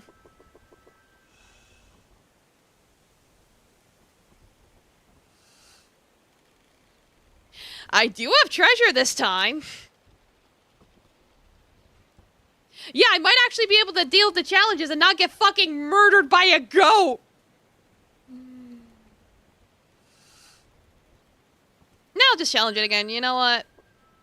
I don't want to give it my treasure. My treasure. Yeah, so fire. My fur and feathers are green. Though my essence flows in red, your beginning was with me, and so be your end.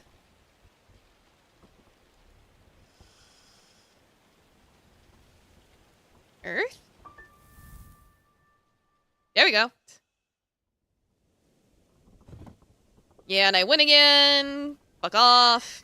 Like, fuck off, bitch! This territory's mine now! I'm probably gonna change colors because I got all the water and air. I'm probably gonna turn like into like a white dragon or something. I think that's my highest one.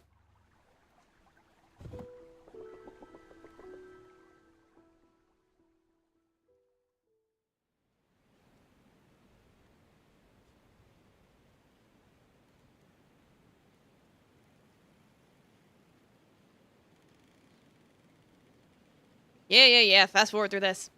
Take me in the part 2. Properly this time.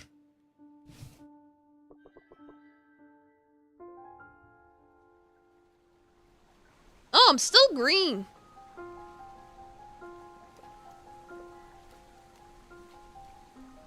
Sort of, I think. I don't know, is that the same as last time? It looks the same as last time, doesn't it? Maybe I'm wrong. Is it less vibrant green? We'll have to look back at the VOD. Because I don't know, I don't know. Can't remember.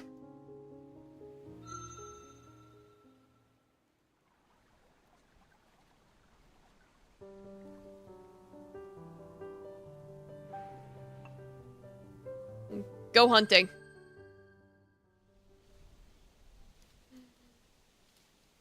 It's like, the color difference is never that big. Am I cured him before? Probably. Let's see, pungent. Predatory scent. Ooh, an owl! Yeah, night sky claw. Ooh. Oh. Yeah, I gotta wait. He's being very observant. Oh no, he's not dropping his guard, like, at all. Okay, there we go.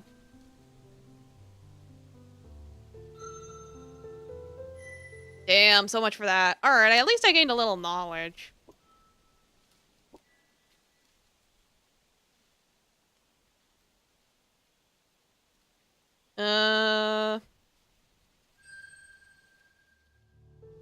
Yeah, it's Mooming. Kind of a shame every other dragon gets bright colors and we get muted tones. Yeah, we're pretty simple dragon.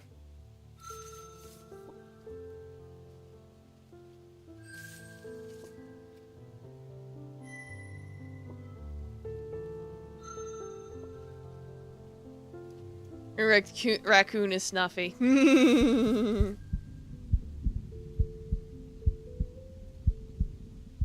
There we go. Every rat's Taco Beals. Yeah. Alright, get some energy.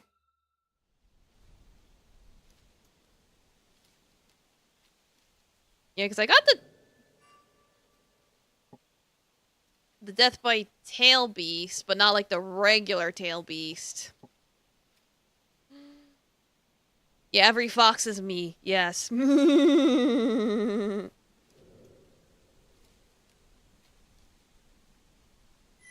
I don't want to have to waste energy cooking the snake, so that's why I'm going after the weasel.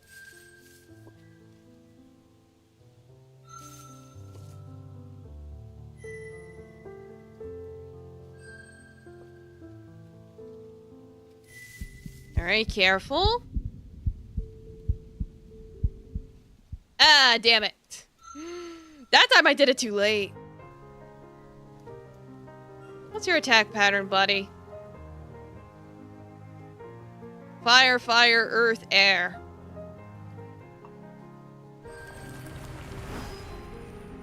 Well, he just did air.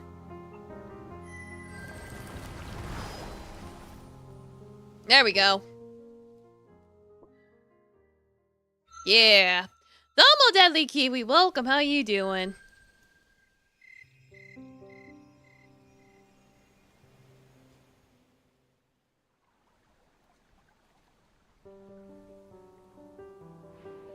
What's this? Oh, that lets me call on Darktooth. Okay. Oh!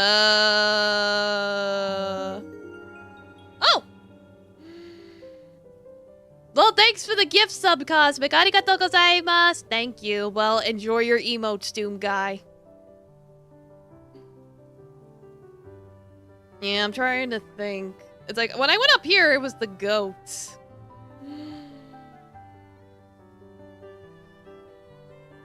So I'm like, I can only go with what's around me, so... Let me try down here. A present for me? It's for me. Yeah, it's for me. It's like, each for me. Water is enamored of this area and gathers in countless pools and marshes. Trees melt into tall grasses and cottontailed plants. This area is dangerously close to the huge marsh known as the Empire of Reeds, an area claimed by a sapphire kin as its home. You may have water beasts here or request an audience with the Reed Lord, but perhaps other things may also be found in the wet and warm-ward green. Ooh.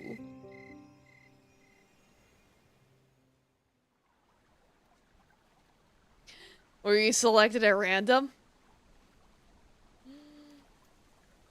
Like, I don't know, you tell me. Like, I appreciate it either way.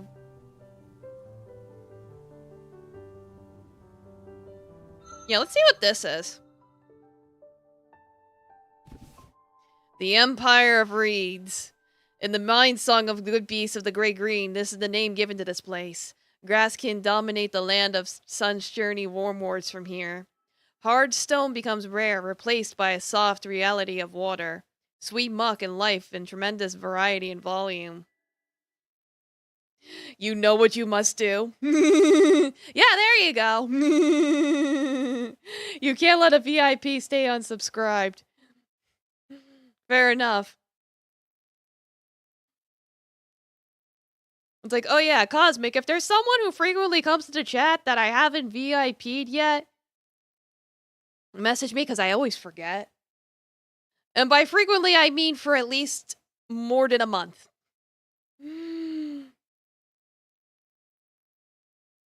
Because I know we've gotten some new people in the last couple weeks because I've been advertising myself. You'll probably forget too? Fair. But I'm making it your responsibility as well now. Anyway, stately spirit bells wade between tiny islands.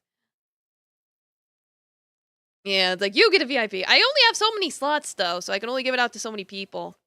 Waterbound creatures swarm in the shallow, hard-shell claw snaps, ply the mud, and larger creatures of many kinds visit the gray string, bathe, and hunt. Of course, this lush territory would not be without a drak to claim it. You stand now at the boundary, scent marked by the kin whose home this is. What will you do? I will announce my presence. I'll be polite. You sing a song of enunication. The mighty rush of air from your voice startles nearby feather beasts, sending them skyward.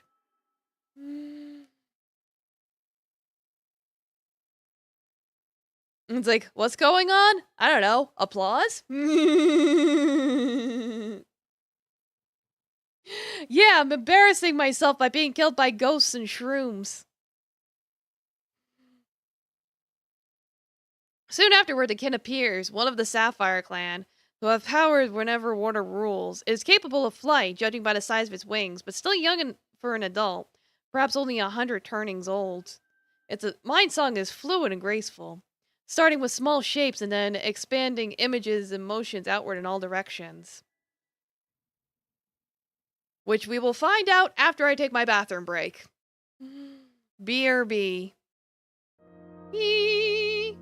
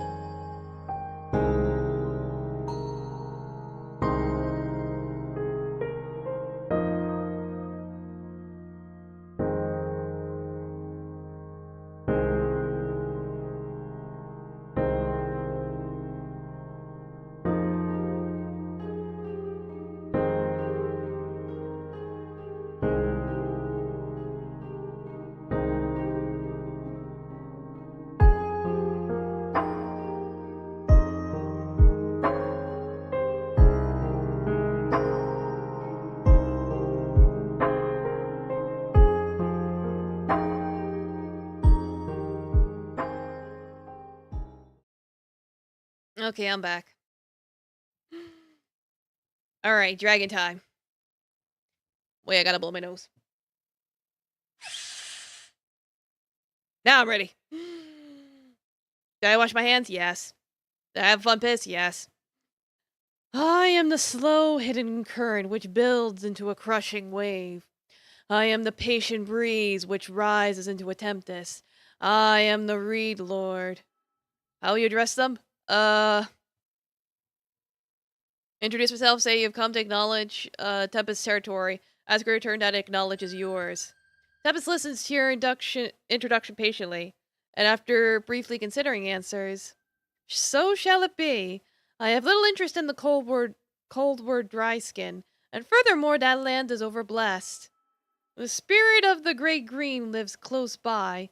To claim it as territory, as you've done, is perilous and presumptuous. Here, where water and life are plentiful, is the home of my choosing. Remain far from my empire, and I shall mirror your inaction. Okay. Ask about the clan?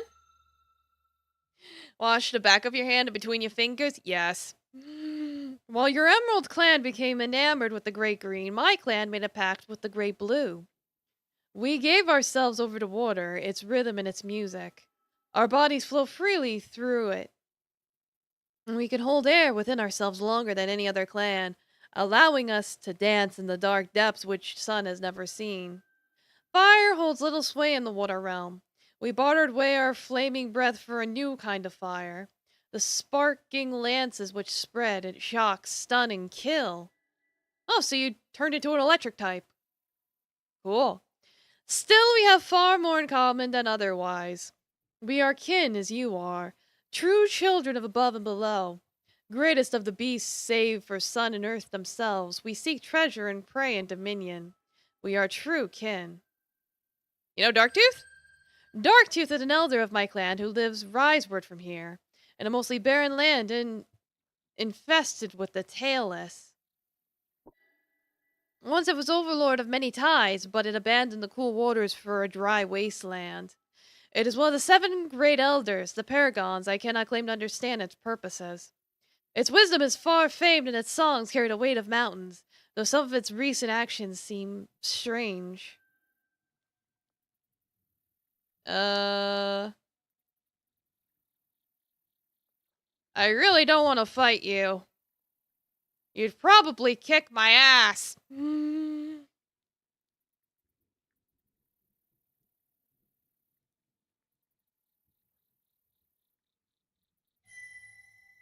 I'll just leave. I really don't have anything to trade. Probably. As you return to your lair, you cannot help but wonder whether you will one day reign over such a fecund and delicious territory. The thought inspires you to grow stronger so that you will be capable of seizing it from another and also worthy of keeping it. Well, I got masteries and everything for visiting it, so that wasn't for nothing. Challenges can be riddles. True. I just wasn't sure. Whatever. Let's head to the water.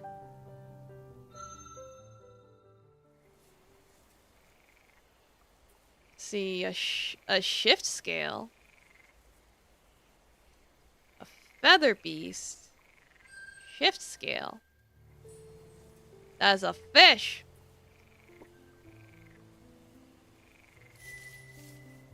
Get close to the fish.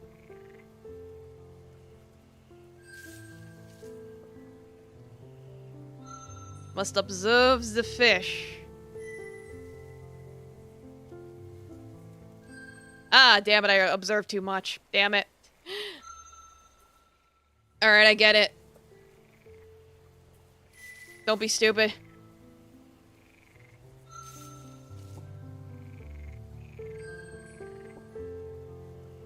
Strike!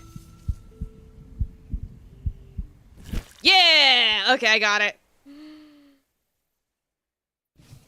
You strike true, destroying your brain in an instant. Yeah! Most waterbound are tasty, but this one is especially so. Its pink flesh tears apart tenderly, with barely a sound, and its rare oils settle nicely into your core. Yeah! I ate a fish. Like a feather beast. Feather beasts I seem to have a problem with.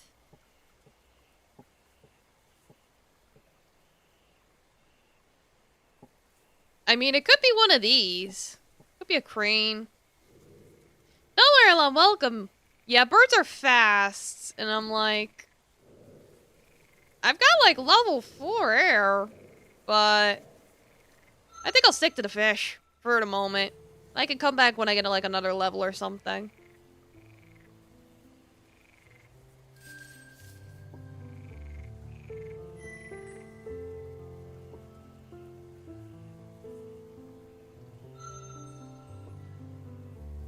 Strike the fish. There we go. I got 2 fish. 1 fish, 2 fish. I eat this blue fish.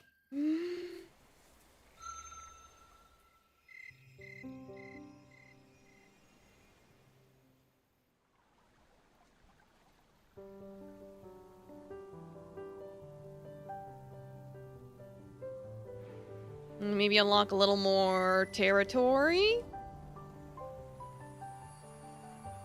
Like, I don't know if there's more hunting grounds over here. This sacred cathedral of trees, some of which are said to be as old as the Great Green itself, is known to all as the home of the spirit of the green. Its name is revered even in the Drak, as the base for the name of your entire territory. Only a fool would enter this area, the sacred glen, with anything but utmost respect and trepidation. Quick summary, well, I entered the Great Green for the first time and got killed by a goat. So, I tried to build all my shit again and got killed by fungus. But now I'm back at the Great Green. So, yeah. Returning from an outing, you stop short of entering your lair. There's a potent smell wafting from the cave. Great Green and Odysseus. No, Odious. Not Odysseus, this isn't the Odyssey. Cautiously, you step inside, and looking up, you realize that the ceiling is moving. Little waves rippling across the surface. The wave is full of featherless flying fur beasts. Shriekers.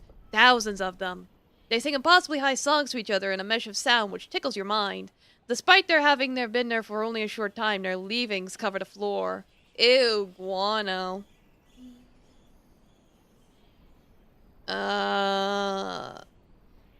Alright, I will attempt to decipher their strange singing, because green is go. Yeah, bats are nasty. What has eyes, but needs them not? What has legs, but does not walk? What has wings, but does not one feather nor scale? We are the question, and we are the answer. Sweet are we, like the nectar our prey drinks, from night-blooming flowers. Okay, so they're like fruit bats. Yeah, I did die to a mushroom. I inhaled the fungi. From our old to our young flows wisdom, so the colony our true self changes, yet ever remains the same. Not fruit bats. Okay, just bats. New songs are sung, new riddles forged, yet all know the glory of flight in the darkening sky. Wisdom we have, if you know how to ask. Treasure we have, if you know how to take. Their prey eats fruit. Oh, okay. Songs we have, if you have ears to hear. Songs we share, if you know how to sing. This is our way, the good way of the Shriekers.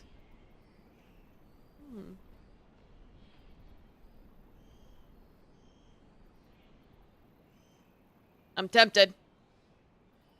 I've only died once. I will challenge the Shriekers. Perhaps surprisingly, the Shriekers are enthusiastic about the proposition. They huddle, sharing stories and possibilities rapidly among each other in excited ripples of sound and motion, and then finally return to you. Their eldest sings in that sharp, sharp tone on the edge of hearing. The flower is laden with nectar, the clean aroma of night, the fragrance of rain-sweetened grasses, all of these are wondrous scents. Tell me, then, of all things, what smells best? It is close indeed, right in front of your very face. What?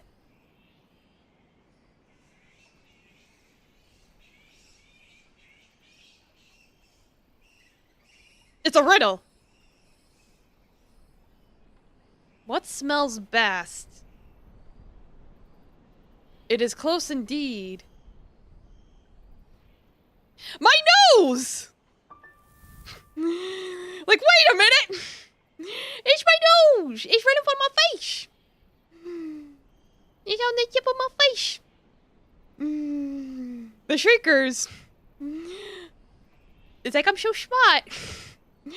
Someone take flight and leave your lair, happily defeated, laughing in their tiny voices the answer as they sent their way to a new home. Before leaves, the eldest from among them teach you a secret method for extracting fire seed from bat leavings. You collect enough of this stuff afterwards to make what amounts to a wad of pure destruction, just waiting for a flame to kindle it and it'll make nearly everything. You call it a boom for the sound it will surely make and store it safely in your trove. Cool, I made a bomb out of bat poop. And thought they liked to smell their own shit, but I was like, no, the in front of your face, what smells best? I was like, I figured it out. It's like, it's that last part of what it's saying that is important. Yeah, yeah, it made a boom boom. The dragon made a boom boom in the cave. Yeah, it's manure bombs, yeah. Yeah, I have it now. Yeah, use it to assassinate people.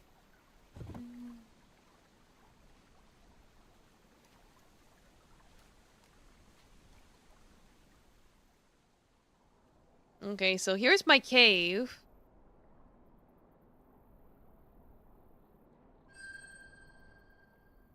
I just wanted to see what I was looking at. Alright, hunger's still okay. Yeah, let's go check out the big green. You have been here before, and yet you have never been here. This place beckons you, and yet also terrifies you. For you have come near to the old tree, lair of the spirit of the Great Green, in whose honor they call your part of the Great Green the Spirit Wood. Even the greatest kin would not enter this place lightly, but still a corner of your soul longs to cross over the boundary of what is to what is. Dare you approach, flesh-clad and temporary as you are? Heed your essence. Attempt to reach the heart. What's the worst that could happen? I die? I still got 2 lives. As you descend into the hollow which cradles the sacred tree, you lose sight of it. The wood becomes a twisting maze of paths, and you cannot seem to find your way forward. All paths lead to where you began. Even sun seems to be hidden from you, kept out respectfully yet firmly by trees, faithful vassals of the old one. Sure, suddenly you spy one of the long-eared tribe. It stands upright, its ears erect, yet you smell no fear. Turning, it vanishes into a maze of undergrowth without making a sound. Out of the corner of your mind, you perceive a soothing rush, like the sound of a stream, and yet you know there are no streams here. Harness the power of water which rules perception and transformation, and follow the spoor of the long ear. Try as you might, you cannot manage to hold on to the long ear scent. It seems to go in several directions at once and vanishes frequently. A few times you think it might be picking up on a trail, but always turns out to lead nowhere. Yeah, I think I probably have to do it at a higher level. Some begins to die, you lose all trace of it and are forced to turn homewards. Alright, well... at least I got some mastery out of it. They're like, here, you failed to succeed that, so we'll give you some mastery for your trouble, so... Hey, I'll take it. What's this? Oh, it's the people again. The weird ghost people. They barely make a sound as they move from plant to plant, touching a leaf here, caressing a flower there with their long-fingered forepaws, their small mouths. Their movements are measured and slow, as if every step, every gesture was carefully planned. They are brightlings. With their mostly hairless, untailed bodies and stilt-like legs, they bear some resemblance to other seed species such as the no-tails and the delvers, but they are altogether different in scent and in spirit. A sod of no-tailed bird or scent cannot hide their true aroma. which is like blackberries and lightning. Holding not the slightest trace of decay, each of their scents are exactly alike. As for their inner essence, you cannot see the elemental spirit lines of their true selves at all, but rather their whole bodies seem to glow faintly. Are they made entirely of tiny spirit lines, or do they have no true essence at all? Both seem impossible. At the moment, these three are engaged in touching, smelling, and occasionally even tasting every tree and plant they come across. They never destroy anything, though occasionally they pick up a fallen leaf or pull up a small herb or flower whole, still with its root in soil, and place them in a small sphere of melted sand briefly before carefully placing them back where they were. Can I talk to him? Why not? As you approach, one notices you, and then all three are suddenly looking at you with piercing violet eyes. Oh, these are the people with those special violet eyes, that Alexander syndrome that was on Tumblr back in the day. Oh my god. No wonder they're so ethereal. The first sang no warning to the others, made no sign. How did they know? As though they share one mind. They're a hive mind! As you cannot sense where their minds are, you have difficulty seeing them in the usual way. There is no surface upon which to paint your feelings and ideas. However, they do not quail or shy away from you. The sense of fear is wholly absent here, which in itself is more than a little disturbing. As one, they slowly approach you, forepaws outstretched. It seems they wish to touch your head. In a moment, their digits will be upon you. You know what? Sure. What's the worst that could happen? I die? Despite a feeling of raising fear, you remain stationary and allow them to touch you. You feel a jolt, a spark, as they make contact, but you are unhurt. They proceed to gently inspect you, smelling your skin. One even uses its small pink tongue to taste your crown feathers. Ew, stop that. Gross. Might their tongues be as sensitive as yours? They back away and stand still for several moments, and then return to their prior investigation of the green, ignoring you. Many questions follow you back to your lair. How is it that they neither fear you nor prey upon you? Why did they wish to touch your body? Kinda weird that one of them licked you. Gross. Like the no-tails, the Braylings are mysterious, but their total lack of understandable intentions makes them even more fearful. Well, I got some earth mastery. Oh, bless you. Duffy sneezed. What? What, Daffy?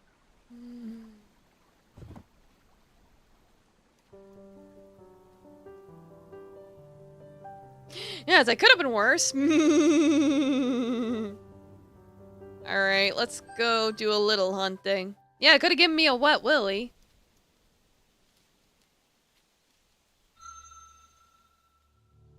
Yeah, I'll go after a tail beast.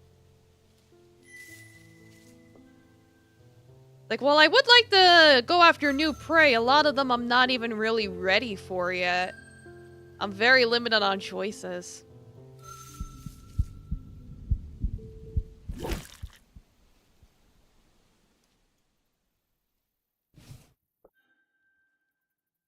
Roasted on an open fire. I probably could take on the goat, maybe. I'll get another snake, and then maybe I can try something with the owl. If I can't get it, I can at least learn it.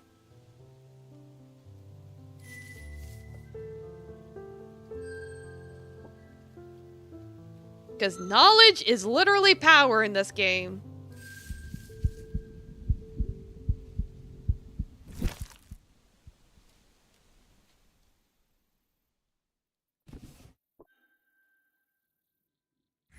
Yeah, do a little roasting. And there you go. Yeah, let's go try that owl again. Maybe I'll have better luck. Or maybe not.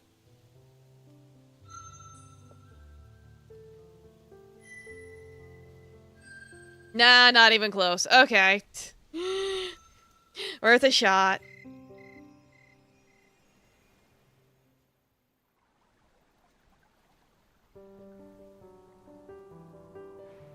What's over here?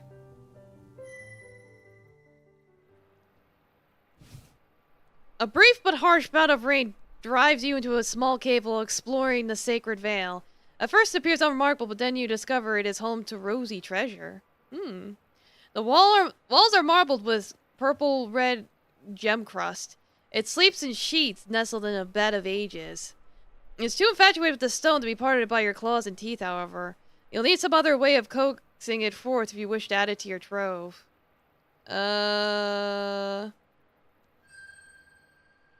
Yeah, I still don't have that dang shovel. Like, one of these cycles, I gotta try and get that shovel. Go see Darktooth. Why not?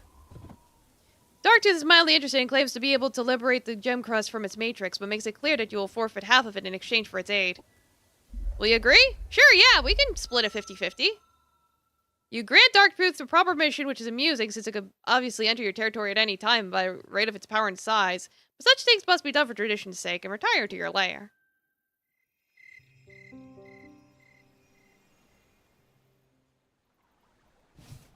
On the morrow, you discover that the cave has been gutted into bedrock by some unknown art of Darktooth's. Several chunks of the violet gemstone have been left near the mouth of the cave, which you transport back to your lair. The bargain is concluded. Yay! Shinies! Give me some gemstones. Give me some amethyst and rubies.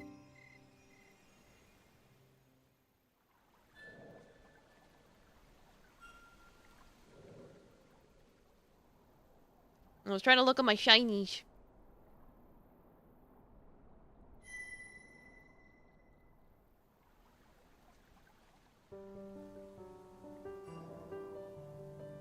Yeah, I have 26 shiny things. I got a lodestone. I got a boom boom. Yeah, using it will deal a large amount of net damage to an enemy. So if I run to a boss, I could be like, boom boom. It's boom boom time. Alright, I'll unlock the goats again. Yeah, I got the poutine.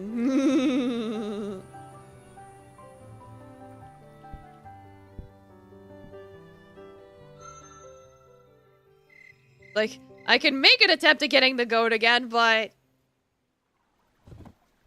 I don't know how well it'll go. Might not go well at all. Well, there's this goat and then there's this goat. What's this goat? You find yourself walking along the high edge of the Spirit Wood, where Earth's flesh wrinkles and folds into slopes and ravines. Here you come across a curious place where the land seems to have recently come loose, sliding downhill like water. Alright, rest well, back mine. Thanks for stopping by. You move over the soft, fresh ground, feeling the damp soil through your paws. Suddenly you're surprised by a muffled yet desperate song. A stone nearby shifts slightly.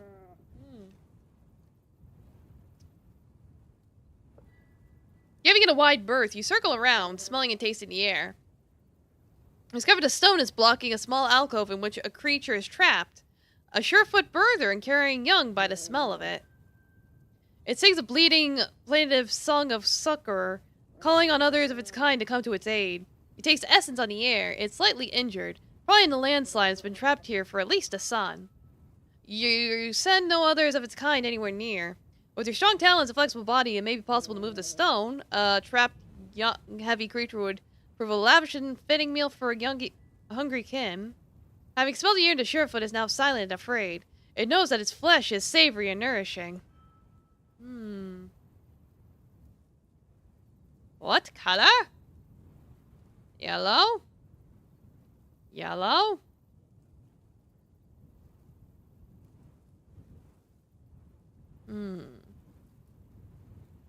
Yeah, that would recover a lot, but I'm not worried about that.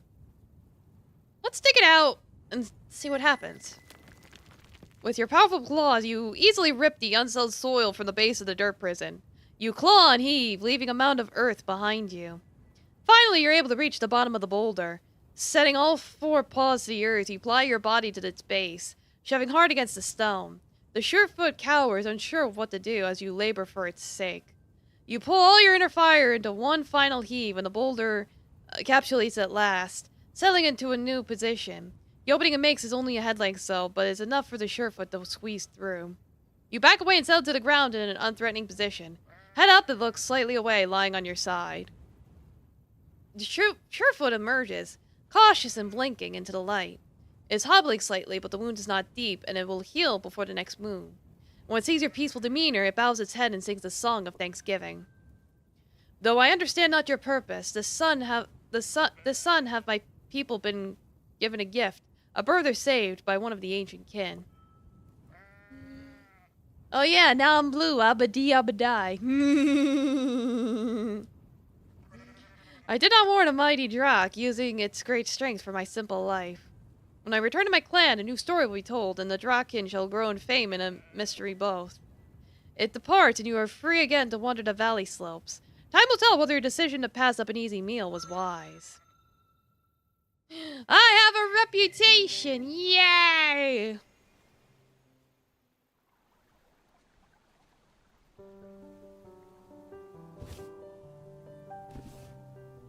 Alright, I will try to eat the goats again. Like, I might actually get away with it this time. Maybe.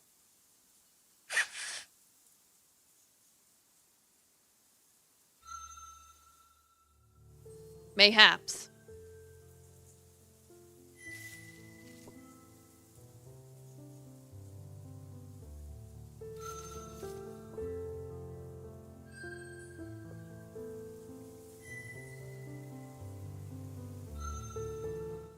Alright, begin the dance of destruction.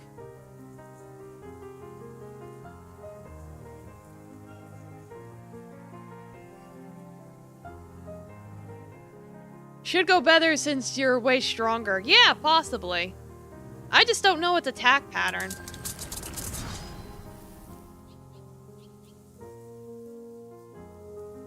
Or that could happen. It's like, what do you mean it dealt severe damage to me? What do you mean?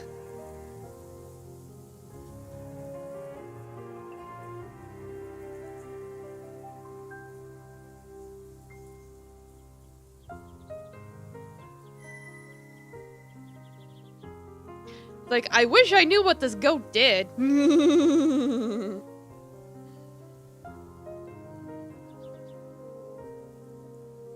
Because I think... like, it's got everything! Oh god, it's got everything!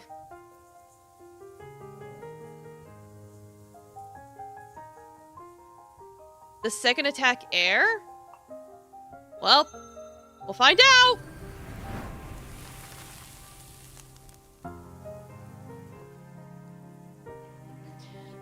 But what was the third attack?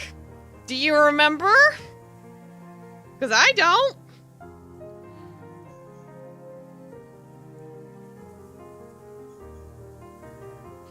Yeah, it's like, I have no memory of this.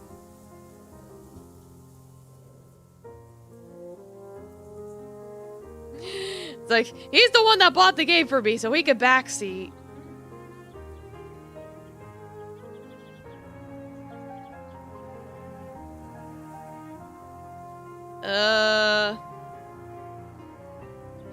Well, when in doubt, use Earth.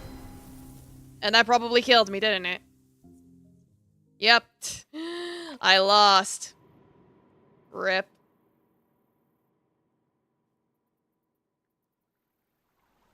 No more challenging goats. We're done challenging goats.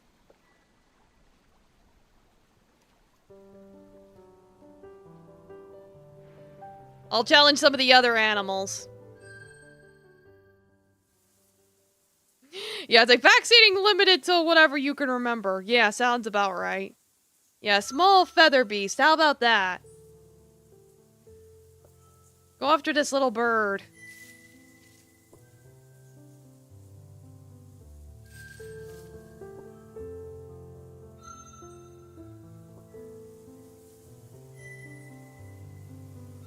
Ah, damn it.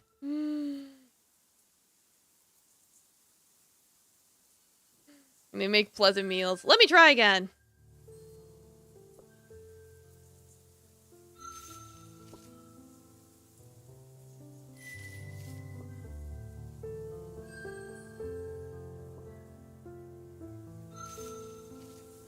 Damn it, these birds are hard to get. What's this one, an owl? Yeah, that one's an owl.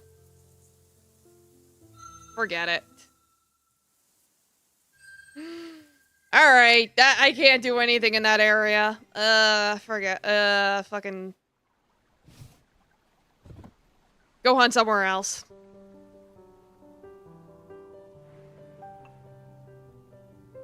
Go back here. I'll go eat some weasels.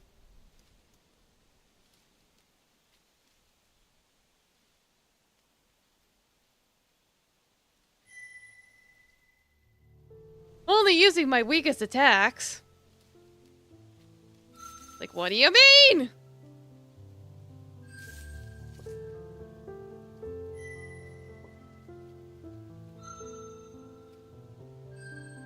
Get back here, you snake.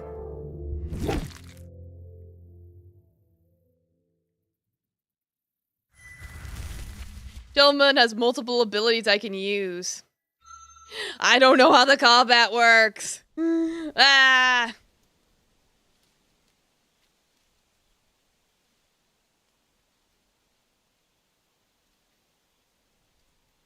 And I don't know if it's a case of, some attacks being better than others or what.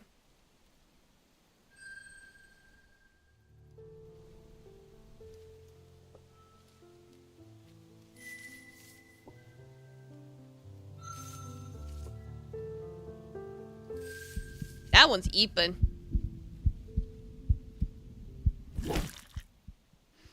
Oyasumi.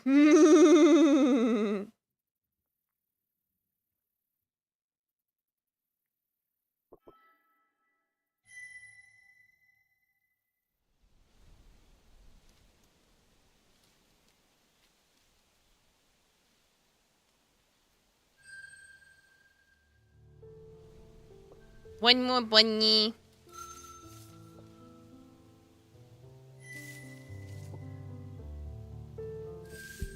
Carefully. And there we go.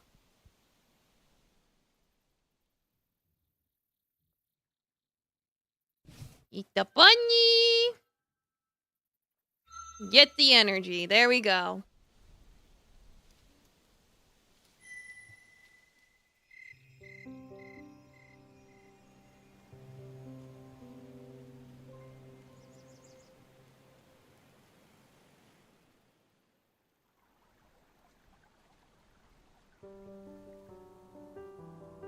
See, I don't think I've gone up here yet. See what this is all about. You have heard of this place in the songs of the local good beasts. Here where the land rises is a territory called the Skyward Reach. You are standing at the boundary mark left by its kin ruler, a sign invisible to the eye, but all too clear to the nose and tongue. Tradition demands that you either turn aside and leave or announce your presence. I will announce my presence. I come with presents. Your song echoes about the low hills, but even after many, many breaths, no response arrives. Tradition dictates if an announcement goes without response, the announcer is given leave to enter the territory without dishonor. Okay. Cautiously, you enter the Reach. In short order, you come across the scent trail of a wounded surefoot. With the possibility of further exploration and easy meal thus unified, you followed the trail until... Uh-oh.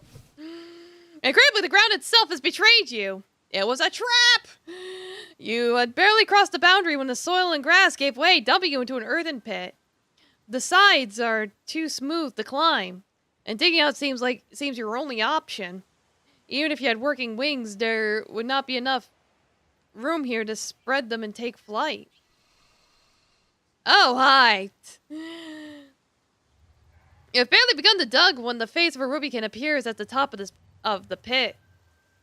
I am the claimer of hidden riches, the finder of new pathways, a smug bastard. I am the one who learns from the spinning weaver, the one who waits for the gain, who turns the land to my service. I am the maker of hostile lairs for unwilling guests. Its song is soft and smug, rife with the knowledge that it is looking down on you from a higher place. In your mind, a name arises. Vantage. A good name for this one who seeks to find a position of superiority from which to deal with others. Your prospects would be grim if Vantage sought your destruction. It settles down at the edge of the pit in a relaxed position, though, and yawns widely. This serves as both a display of benign disinterest in fighting and a warning. Those teeth look rather sharp, and the breath of the Rubykin, a clan to which Vantage obviously belongs, is known to be the fiercest and most deadliest of all the Drakh. What do you do? Hi. You begin to afford Vantage of your identity and place of origin, but are interrupted. I know of you, the youngling from the Spirit Wood. Your claim went unchallenged because few would dare to lay their treasure down so near to the Green One. It claims life and death alike. It cannot be controlled. Perilously sacred, and sacredly perilous. Ignorant, desperate, or foolish, I can hardly decide which to name you. Why am I trapped? I wish to learn of your way. You're the one who follows tradition. Your seeking formal parley made that clear. I left your greeting song without reply. Are you one who treats emptiness as something to be explored or something to be shunned? The former, it seems. Now I am still learning of you. With every action, every breath, you give yourself more away. Okay. I want treasure. Your vintage is tail thump above. You seem to have amused it. Wait here, it says peremptorily. I probably didn't even say that even remotely correctly. Turning away, a short time later, it reappears as some sort of kind of dark object in its jaws. You may have this if you find a way to take it from me. I will allow but one attempt. I'll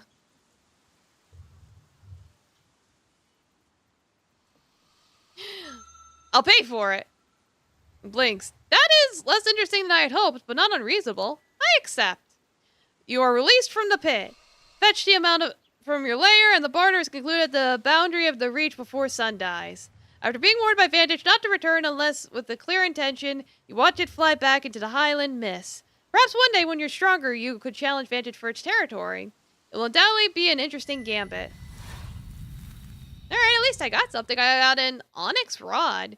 Managed to win this from Vantage of the Skyward Reach in a brief contest. Seems to be some kind of black shinestone, but it's not obsidian or quartz.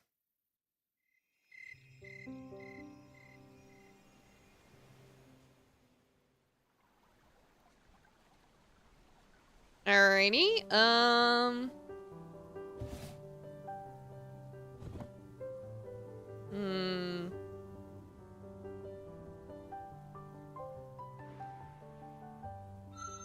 Uncover here.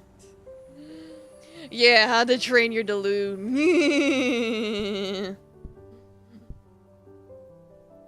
The shallow river's several tendrils give this region its name, the Four-Tails.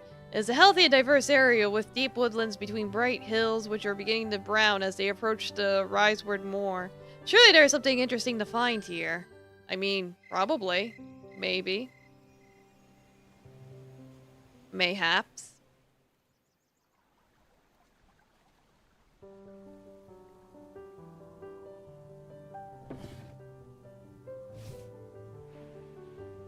Doggies?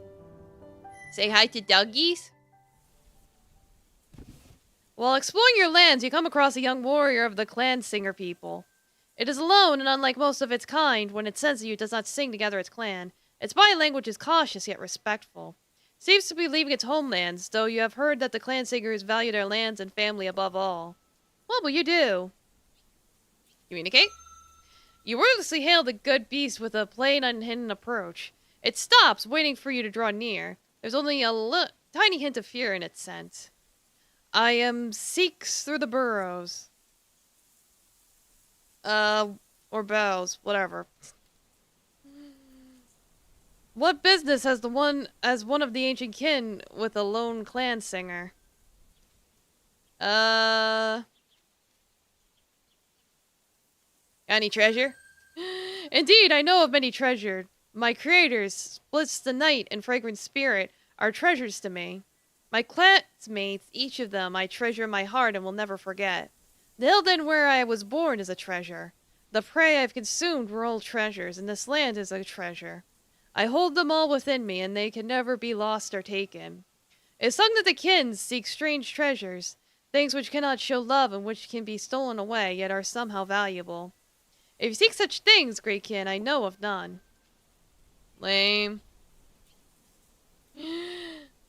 What are their ways and truths? The clan singers are proud children of earth and sun. We have knowledge of a great truth. Many can become one. We join together to hunt greater prey, as all know. Even the great grazers are not safe from us when we see with many eyes, hear with many ears, and strike with many fangs. When we succeed, we celebrate with we celebrate with crystal pure song and sleep drunk with warm flesh. But the truth of the many in one goes beyond this. We form bonds with each other in which a new essence is created. The spirit of the clan. Each clan has a different spirit, bound by love and defined by the wisdom of its members. From Earth we are taught not only to survive, but to love. To love our clan, to love our prey, to love rich earth and clear night and the scent of our creators. Our people are found all over the great mother's body, and our song echoes from every green. More proof that we are beloved by Earth can never be given. Why is it leaving its lands to the people? I am loved by my wise birther creator and bold giver creator, and safe in the embrace of my clan. This land is rich and good. Few indeed would leave such wealth. However, it is the way of the clan singers that only the worthy may do the dance of creation. Only the mightiest birther and the mightiest giver may join together to make the future. In this way, we pass down strength to those who come after us. The noble desire to create has arisen within me, and as I am related to the rest of the clan, I must seek out a stranger whose heart I will hunt, and who will hunt mine, and we shall become one. Forging a new clan and bringing the song of my people to new lands. Most are content to live and die in their birth clan, but to bravely enter the unknown is the price one must pay if one wishes to pass on their essence. I will create or I will perish. So have I sworn and sundered the bonds of my birth clan. I am cold and alone now, but I have chosen this path and will walk away with it with sure paws and clear eyes. Why sing to the moon? We do not sing to moon. That is a false truth. We sing upwards so that the sound goes out along with the air path, traveling far before it falls back to the blessed earth and other ears. And we sing on the bright moon-drenched nights, for that is when it is easiest to hunt and the land is at its most beautiful. Our praise, though, is not to moon, but our honorable prey who has given its life so that we may live into our clan to the earth and to earth, great mother of us all. Okay, bye. May you learn, live, and love. Live, laugh, and love to you too, buddy. If love your people can know. It chooses its way with the easy loping gait of a long-distance traveler. You never see nor smell it again. It was killed by a goat 5 minutes later.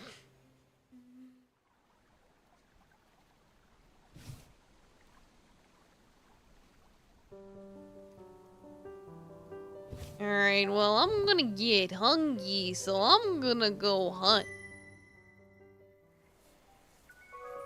Thank you for the follow, Domo, welcome. Oh yeah, I've been blue for a while, I should turn that off. Okay. Yeah, they're way better hunters. You got a point there. Yeah, so let's get some fish. Let's go fish for some fish.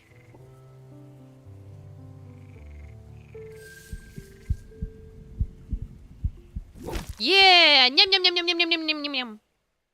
Yummy fish. Oh, so yummy in my tummy. I'm not very good at hunting either. I took the first opportunity I found to bypass it entirely. It's like, how do you bypass eating?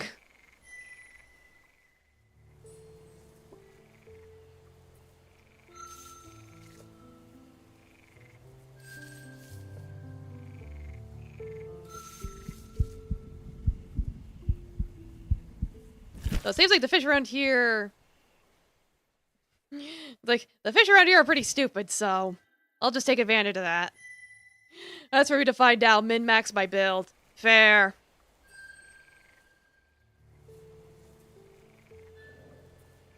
Wonder if I've... Oh, cool. I did max out on the fish. Okay, cool.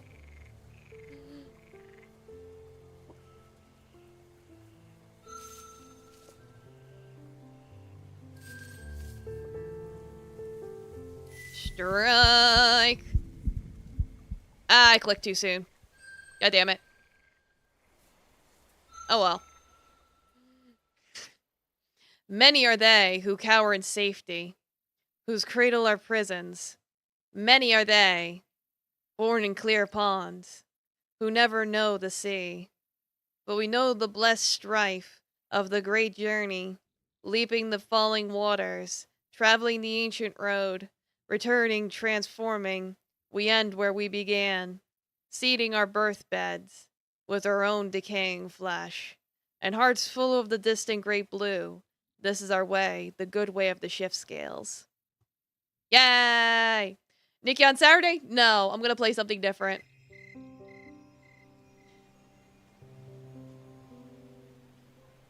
I think I'm gonna play Wordatro, which is Balatro combined with Scrabble. They gave me the game for free, so I was like, alright, I'll try it. We'll see how that goes.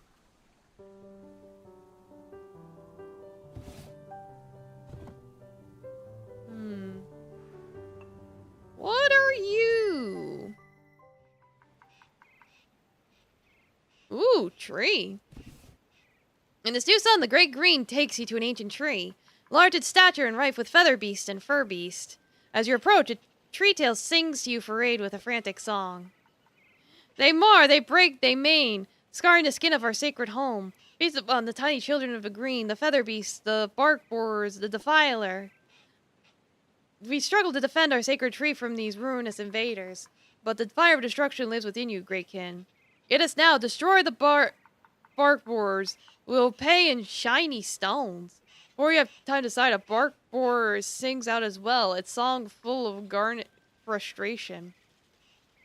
They starve us, drive us from our prey, zealots raving madness and righteousness, the fur beasts, the tree tails, the fanatics. We struggle to survive in the midst of their fervor, but the gift of destruction is yours to bestow, O kin. Aid us now, destroy the tree tails, we will pray you with knowledge, for we are unbound and have gathered small secrets for ourselves.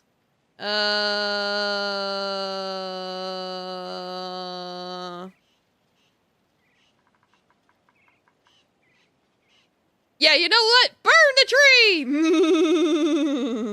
You inhale deeply, shaping the fire within. As the pure flame licks the edge of your maw, you cast out your song. Hear me now, lesser beast. This kin has no time for petty quarrels. If this flame matures, the great tree falls, and your audacious interruptions with it. Losing the tree is in the interest of neither party, and their frustration with each other is quelled by their fear. As you listen, their songs become more harmonious. Unified and apologizing for disturbing you with their foolish interest and begging you not to destroy their livelihood, promising to share the tree with each other if only you will show mercy. I'll accept it for now. For now. As you allow the fire seed to move slowly back down your long neck and into your gullet, the beastlings reach a quick consensus. The tree tails will use their gentler paws to collect food for the bark borers. This way the tree may stay healthy and the bark borers fed. Having brought peace through the shadow of destruction, you continue on your way with dignity and pride. You have gained no treasure, but your wise resolution of dispute will not go unnoticed by others. It's like, yeah, what is this, Elden Ring? I have improved my reputation, and I also leveled up my elements some more. So that's cool.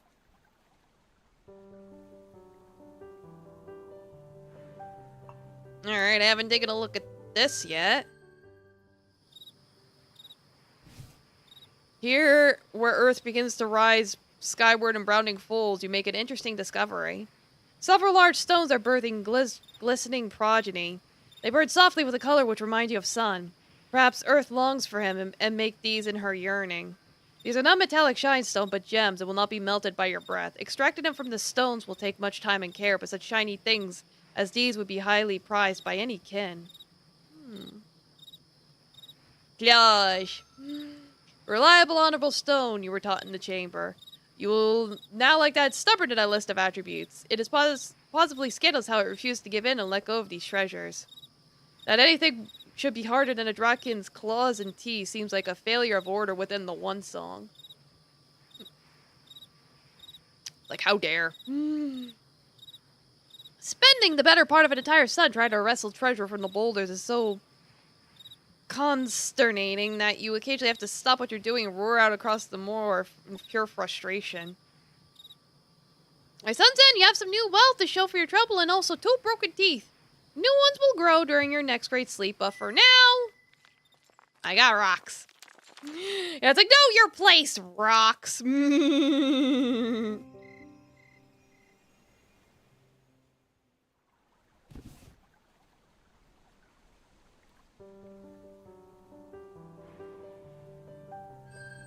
Yeah, I'll go uncover this spot. Maybe some hunting grounds? Oh, there's a human. The shallow river becomes 2 here, and so the local good beasts often call this area the Split. This coldward edge of the Great Green is pleasant and fertile for the most part, but also part of your domain closest to the Tailless lands, though they are still quite far away. You may seek your fortunes here with little fear. If you say so.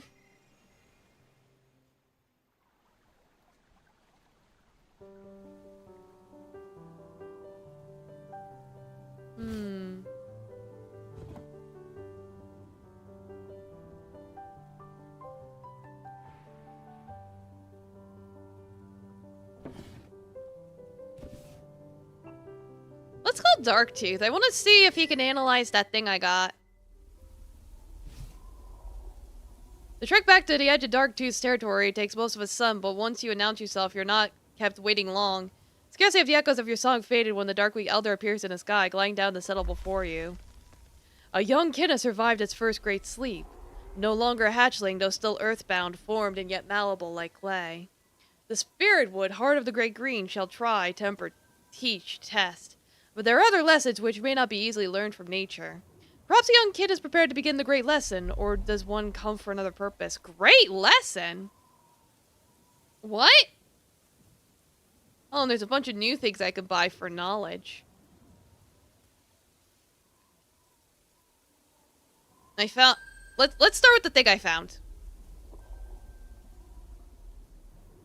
The lodestone. Darktooth casually sniffs the offered object and explains its origin and value. You are no longer ignorant of its worth.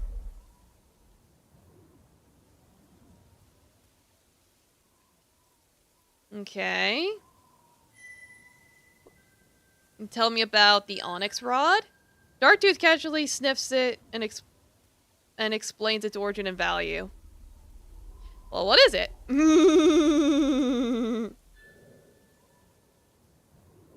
I didn't have that much shiny things I thought I had more. Oh, I could sell it.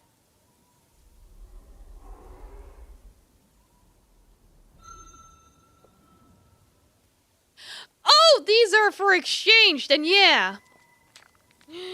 Darktooth receives the artifact that regurgitates a number of beautiful gems and shards and rhinestone. So it is given, so it is sealed. Yeah, so it's like, take my stuff. Give me the shiny things. Grey One, do you have any advice for young kin of the Great Green? You think the option was buying? I didn't know what it meant. Any advice?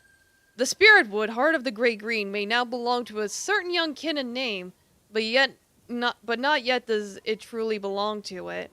One's territory, be it dry or deep, great or humble, must be known and understood. When one has reached the 3rd degree in knowledge of air, fire, water, and earth,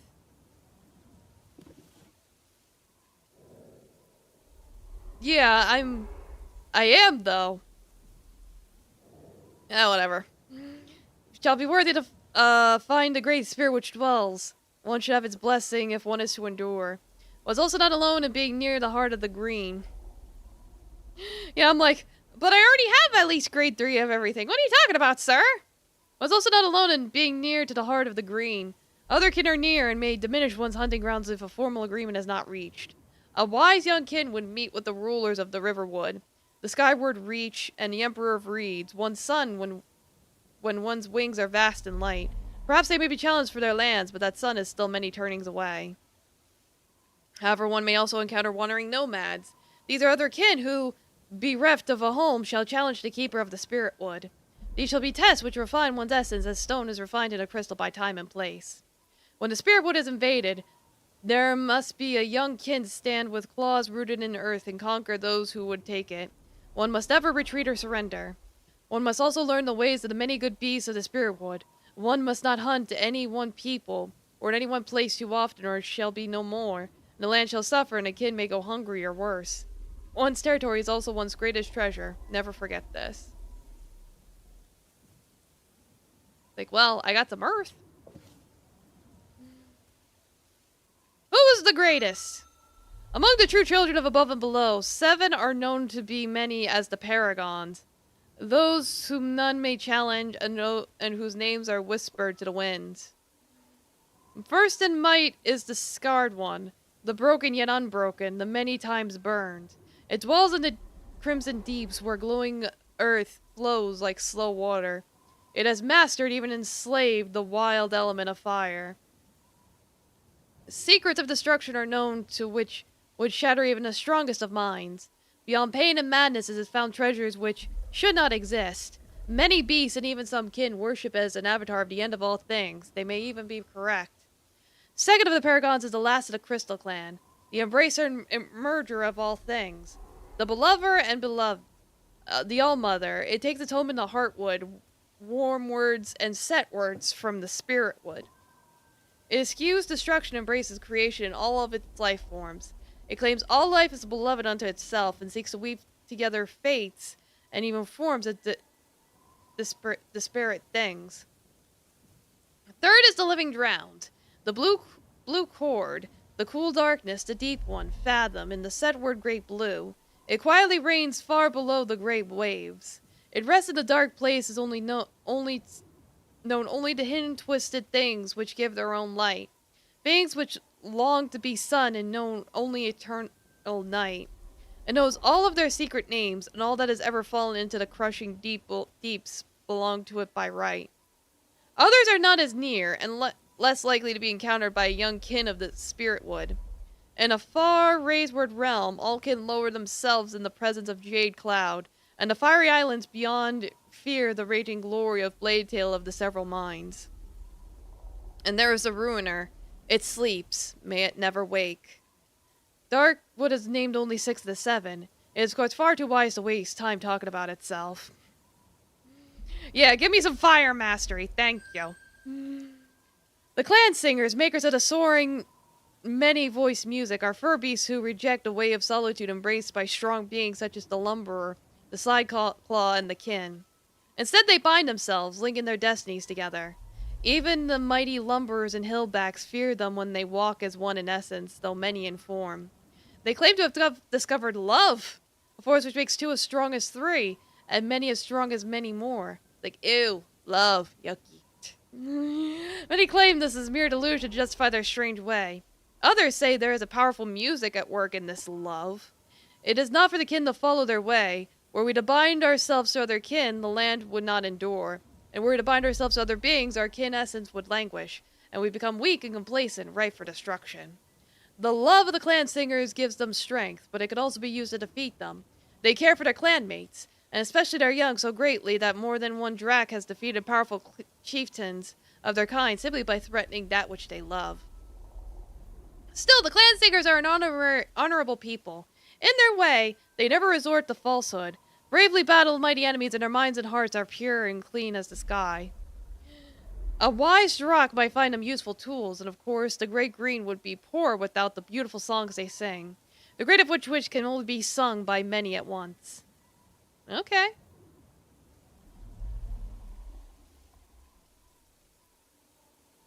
Oh, before I forget, let's go buy a wake leaf. So it is given, so it is sealed, because I got the other thing. Trade has caused you to gain energy, feel renewed, and urinate frequently. I don't know what's the difference between that and the healing thing, but hey, could come in handy. What about the wood striders? Some call them the crowned, and for good reason. The spirit of the Great Green has given them crowns, some visible and some invisible, which... oh, God. This man talks too much. Well, it obviously gives you energy, but I'm like... So it just fills my bar? If it just fills my bar, that's good, though. Oh, wait, is that your workaround you were talking about? Were you, like, digging for rocks and then selling the rocks to the dragon so you could buy leaves and then eat them to fill up your bar? Dalmaviate, they're welcome. Who up filling the bar?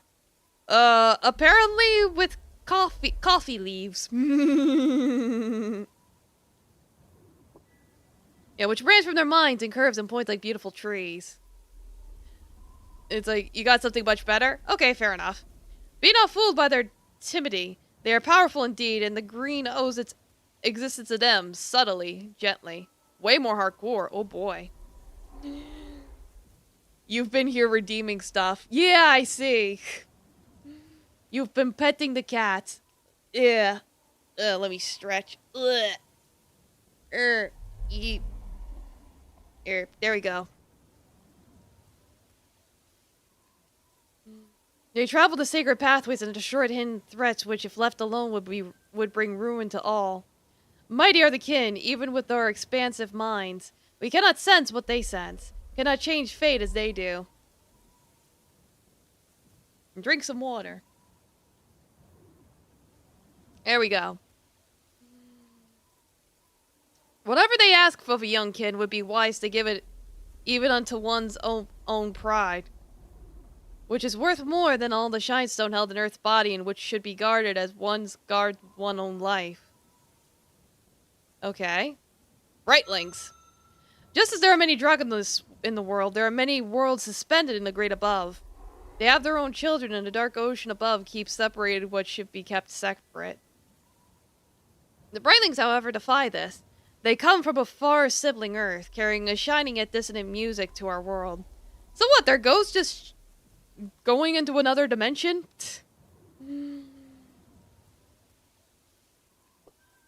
They have never actually aided nor attacked the kin. For some reason they seem obsessed with the no-tails, taking on forms similar to no-tail birthers, and joining with them dancing become one. They also frequent the deep parts of the Great Green and gather many things, tasting of them. Yeah, they tasted me earlier. They licked my feathers. Though they never destroy, nor do they have any hatchlings of their kind has been... Nor have any hatchlings of their kind been found. More than this cannot be sung, for nothing more is certain. However, young Drak may be advised not to fear them overmuch, nor fall prey to their seduction, as the tailless ones have.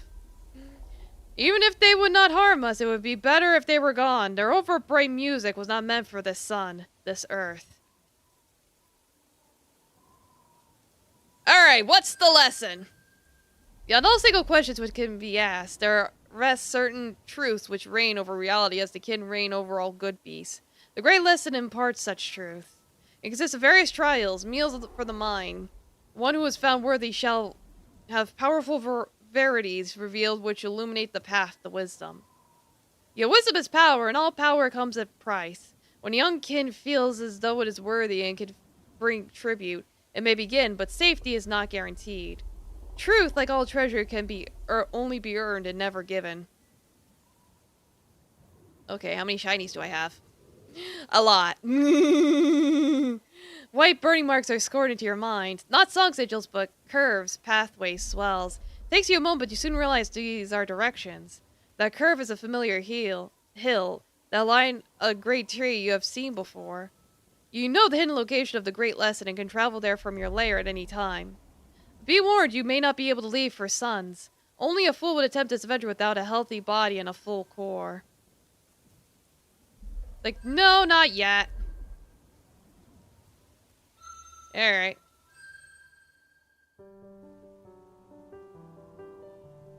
Okay, so I see it's unlocked now, basically.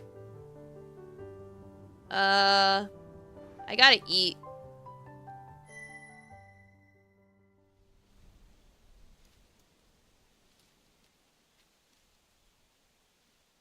Uh... Tell me about the rabbits.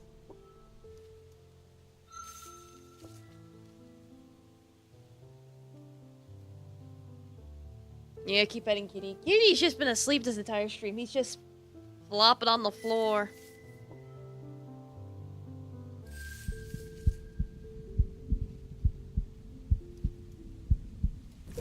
There we go.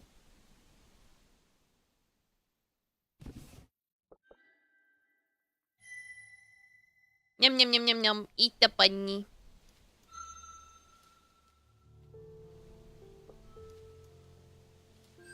Get closer.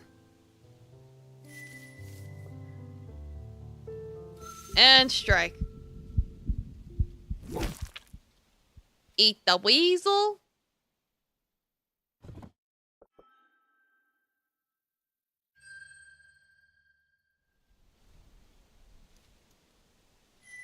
And we'll eat one more bunny. You probably buy some wake leaf before going to the dungeon. Yeah, that's probably... I bought at least one.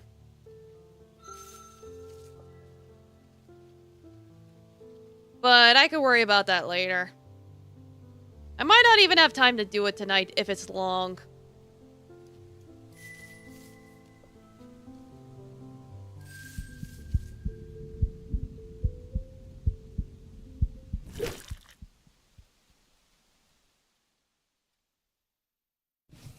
Yeah, it's like, depending on how long it is, I might not have time for it, so that could be for another stream. It's pretty long? Okay, then, yeah, not this stream.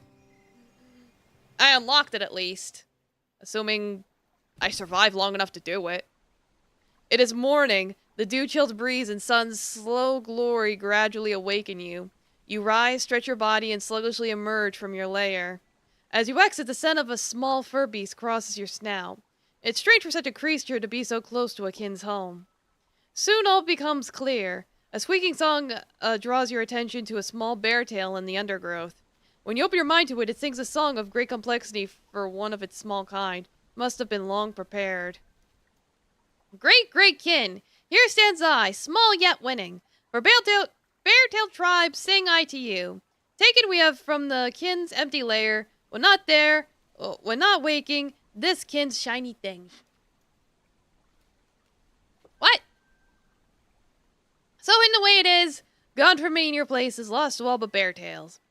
From shiny safe return, our enemies you must kill, the deadly legless, and various villages the tail beasts. By their fangs 3 pairs we will be satisfied. What was the Drox will be the Drox again. Quickly duck back to your lair and find that your artifacts remain safe. Many of your small shiny things are now gone. When you turn to the bear tail, it looks you in the eye, unafraid, awaiting your response.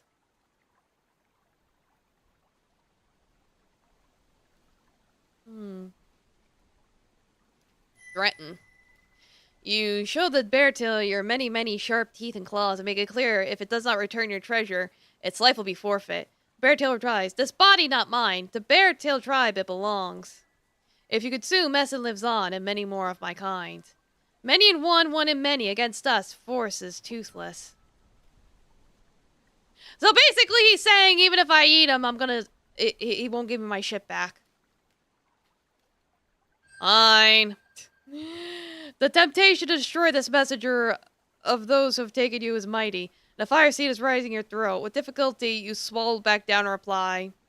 You risk much, your life, many lives for my treasure. Such zeal from one so small. I will entertain your wish, though if you dare take from me again, you will find destruction. Satisfied, the bear tail vanishes in the undergrowth. Each bear tail should have 2 fangs and 6 are needed. The sooner you take 3 of them, the sooner you shall have your treasure back. You slam your tail into a nearby tree. The noise and pain help express your frustration having been forced to follow the will of lesser beings. Yeah, they stole my shit! Ooh, upgrade!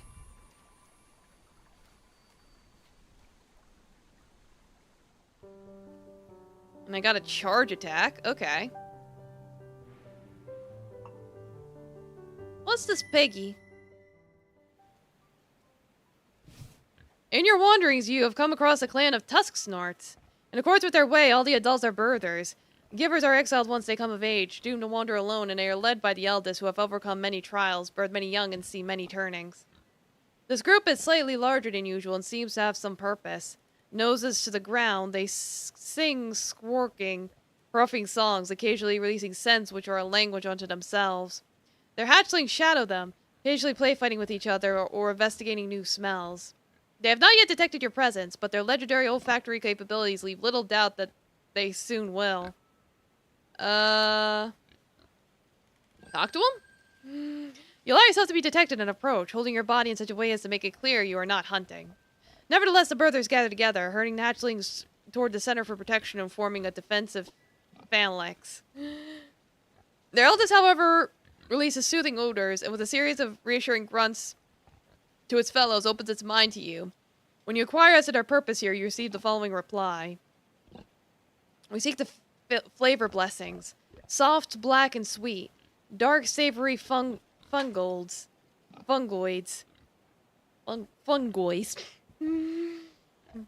Rooting in the Great Mother's flesh. Only tusk snort noses are so keen, so refined as to scent them. Great honor shall be bestowed upon the one who finds the most, for it is the fungal festival, the yearly truffle hunt. Okay. Yeah, how about I watch? I can see how you guys smell. Yeah, reading's hard. Slowly and plainly as to not startle them, you climb nearby knoll and settle down, wrapping your tail around a tree and yawning, announcing with universal body language you intend to simply observe. Satisfied, the eldest returns to the bloodless hunt along its clanmates. The tusk snorts are known far and wide for their keen noses, and you learn much about scenting by observing their techniques. You note how they close their eyes when finding a scent. To focus their minds on just one sense at times, they open their mouths and breathe through mouth and nose simultaneously, adding taste to smell in order to find some nuance of odor. Eventually, one of them finds enough of the dark fungus balls to be declared the victor. Even from your perch, you can smell the truffles, which emit veritable sonatas of aroma outward in circles. After they're devoured, the snucksorts bless the finder with gratulatory songs, send mark the area to commemorate the event, and continue onwards. You, for your part, have learned something about the tusk snorts, and more importantly, how to better sense hard-to-find objects in your environment. Cool. Yay.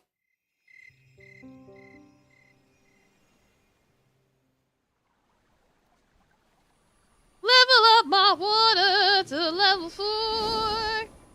Master dreaming. Whatever that means.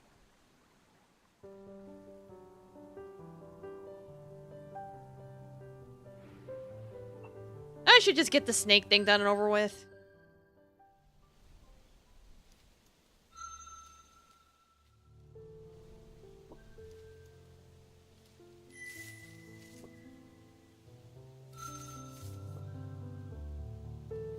Strike. There we go.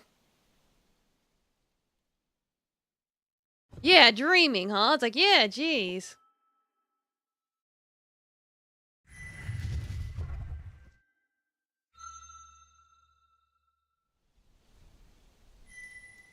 Like, am I gonna have an overabundance of energy? Yeah, but I just wanna...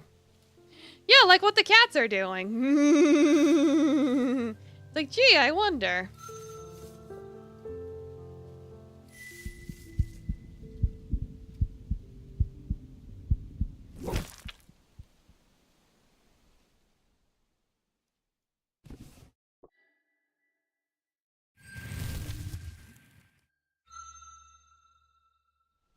Alright, just...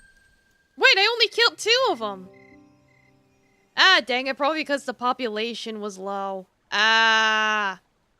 Damn it, I was impatient. I should have waited longer. No! Oh well. I didn't know it would decrease the thing. After spending most of the sun following various scent trails through the rich, warm air, none of which led to food or treasure, but the weather is so pleasant that it's difficult to care, you settle down for a brief nap. A nearby hollow's thick shrubs make fine bedding, and soon your thoughts are unraveling, trailing off into the dreaming. To your horror, however, you're confronted with a terrible vision. Fire! Most violent and unpredictable of the great forest, sleeping here beside you. Somehow you know that when it awakens, it will consume everything in its path without judgment or exception. Fire always goes where it wills, but this great fire, which has not yet been born, is a tragedy of massive scale. Even your own lair and trove may suffer. You see the overgrown plants feeding and making it stronger. Countless trees are lost. Infant feather beasts are roasted in by their own nests. And underground dens become tombs for those who could not flee in time. Those who do escape will be far from your territory, and finding your food will become nearly impossible. Starving, you pick through the bones of the quiet, and a green turned gray. A question arises in your mind, though you fear you already know the answer. Can nothing be done to prevent this? Just as you are about to submit to the fire and be purified into silence with the other good beasts, a savior appears. You see it as only one essence, but you know they are many in body. The wood striders, the crowned, the beloved of the green. Against the looming catastrophe, it stands alone, yet unafraid and full of a living power. As it charges the fire being, the world washes away, leaving you back in your own body. What you saw was not physically real, but it was a reality nonetheless. Was this a true dream, whispered to you by a greater being? Earth, perhaps, or sun? Was it only fear and desire dancing in your mind? In short, a common illusion? Resolved to seek out its meaning. If there's a possibility that it may be a hunt without prey, if indeed this was a true dream, and you're being called upon to take action. You are too young to know of dreams, but now they're among the kin may know more. So ask Darktooth. Got it.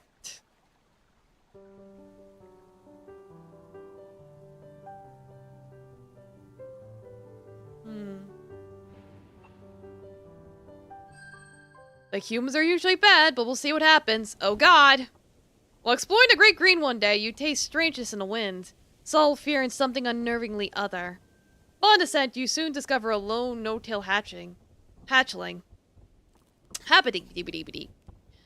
Stumbling through the green on its insufficient legs.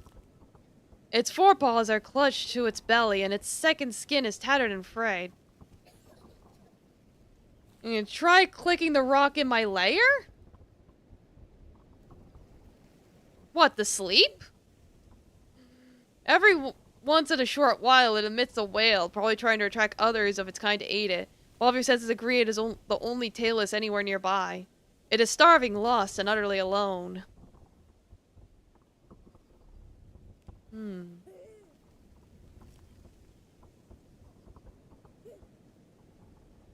The dream. Oh, okay. Knowing that you cannot sing to such an alien mind, you decide to use a different tactic to influence its movements. You show yourself to the grotesque hatchling at calculated times and places. Fear causes it to run away in the opposite direction. In such a way, you herd it coldwards towards the lands inhabited by no-tails. However, a tangy breeze heralds oncoming danger.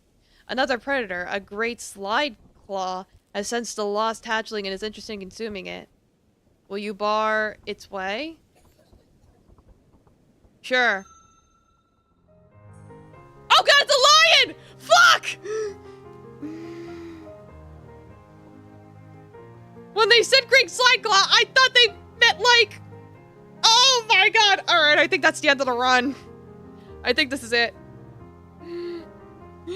Yeah, this is it. It's over. This is so ogre. This is so ogre. Oh, the consequences of my actions.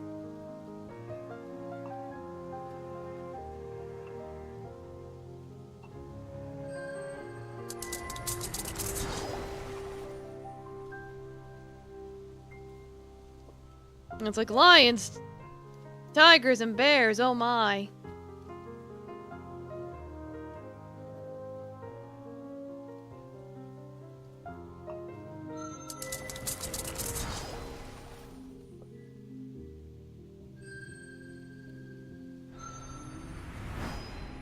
I tried to flee. It wouldn't let me. I was gonna die no matter what. Well, I tried.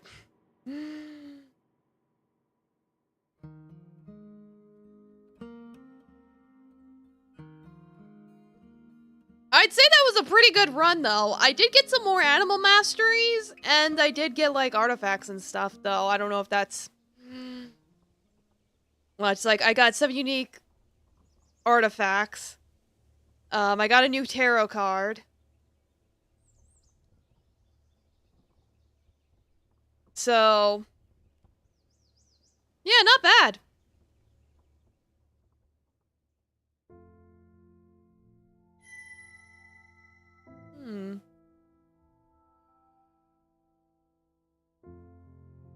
So did you say if I start from the beginning, I get to keep stuff? Or no? Here's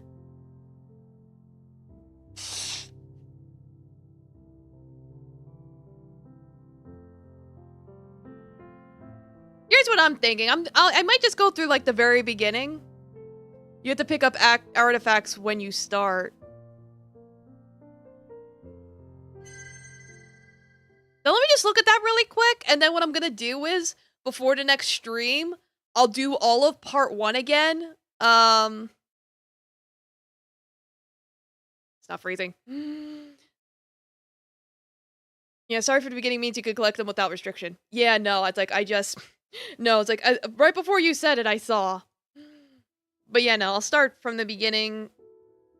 And then, like I said, offline, I'll go through part 1 again. It's like, I'll try and redo what I did, aside from, like, stupid stuff. Like, I might just, like, befriend the human to get, like, the necklace.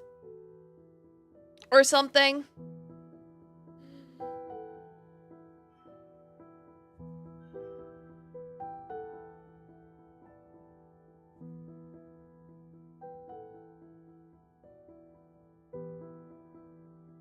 Should try starting from part 2 at least once, just so I can see it. But that's the thing, I was just in part 2. There's 3 parts, I was in part 2, what do you mean?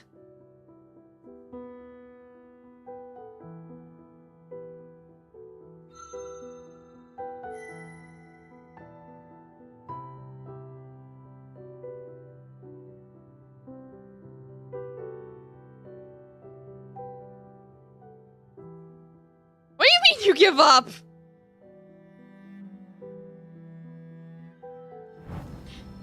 Like, what do you mean?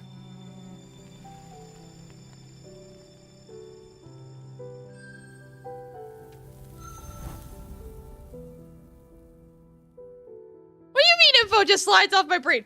What do you mean starting off from part 2 at least once so I can see it? What do you mean? The Great Green is part 2, isn't it? What do you mean?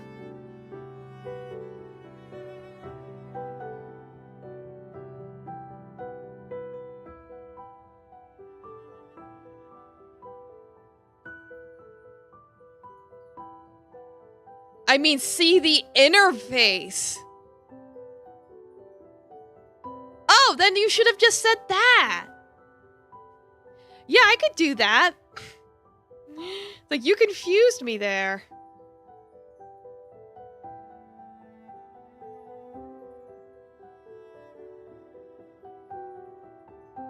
You confusion me. I don't think I quietly considered these deep within myself and sought no answers. Turning inward, you open your essence unto yourself, and there you find the laws, written like trails of burning light upon your innermost spaces.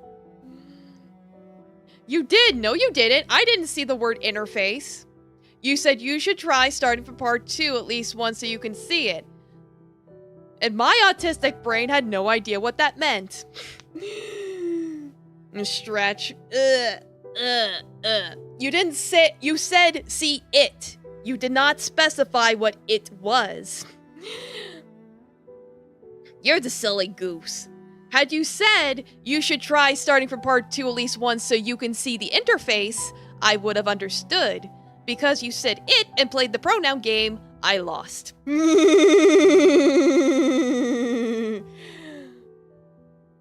Your mom's a silly goose. But yeah, the voice has told you the truth. You are indeed a destroyer and creator both. Life hangs in the dance between.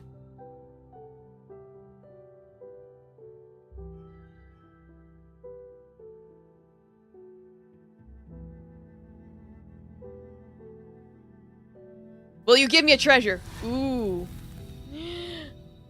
This voice song suddenly turns darkly crimson. Never, it sings in painful tones which cross your mind. Learn this, you will be given nothing. All things you must take with your own being. No kin will give another without a price being paid. There is truth and honor in the growth of strength through untold eons of hardening and happy strife.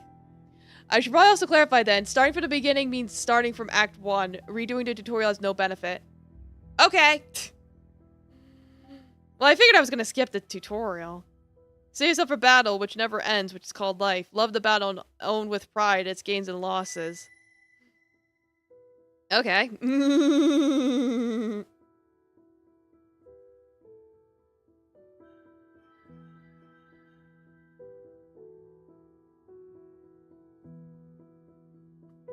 Let's see. I feel...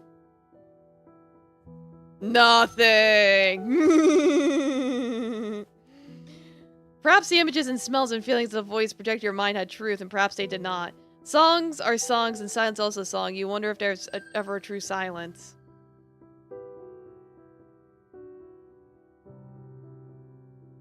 This is the tutorial. So there was no point in me starting from the beginning. Oh, well, at least we get to see it one more time. Because I'm not going to show it again.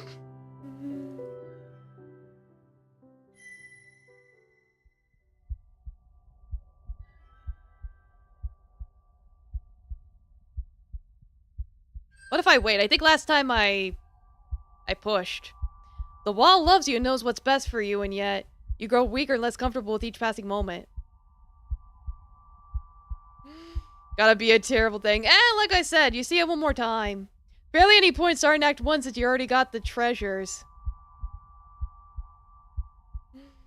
At the last, you are so confined that you cannot even breathe. The wall is going to love you into destruction. Panic sets in, overwhelming your mind and enslaving your actions to your most basic self. You thrash and struggle and gasp, and for the first time you know true, complete, and utter fear. But alas, through your fear and your mad dance, you cause a breaking of everything you have ever known. It falls, agonizingly slowly, to pieces. The wall cracking and crunching as simultaneously fails and exceeds in the true mission. You hear not only with your mind, but with your ears, and see not only with your mind, but with your true eyes. Covered in the ruins of the wall, you emerge out of potential existence and into life.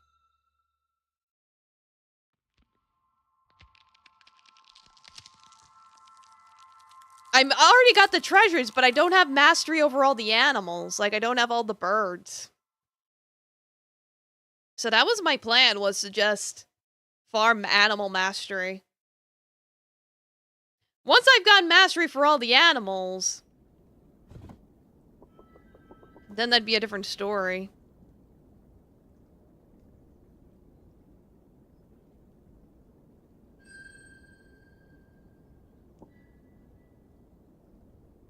You eat the wall. I remember eating that last time.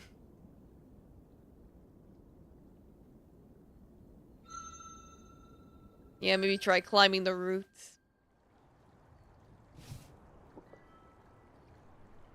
Am I gonna jump again?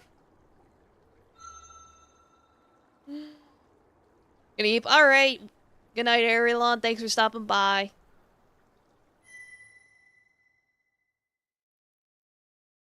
But seriously, these are the tiniest elements games you'll ever see. Fair enough. Well, that's another thing. I want to see what happens if I don't do it. Know my limitations and climb down. One day, you know deep in your core you'll travel the unbound paths above, but your wings are too small yet to bear you aloft. Wisely accept that some things come only with time and arrive at the base of the cliff unhurt.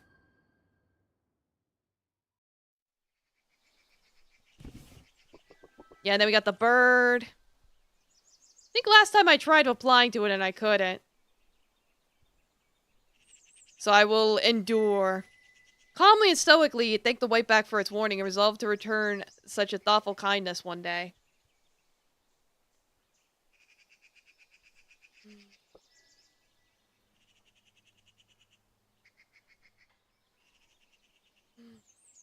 Oh yeah, I see it. This is basically how it gives you all your stuff.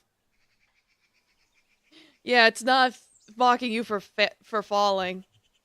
Alright, so if it's a different song. The mighty Drac once ruled over all things, now they dare not even use their own wings.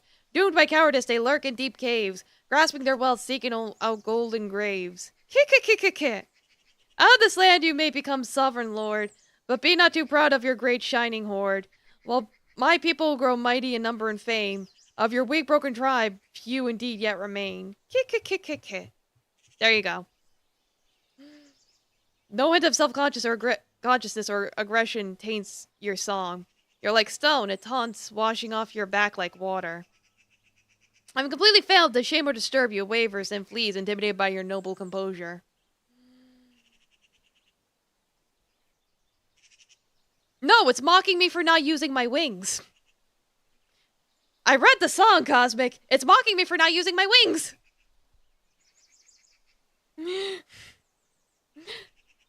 As it does so, it drops a small, tiny object, which you take into your own, along with satisfaction having proven your superiority simply by not playing a shallow game.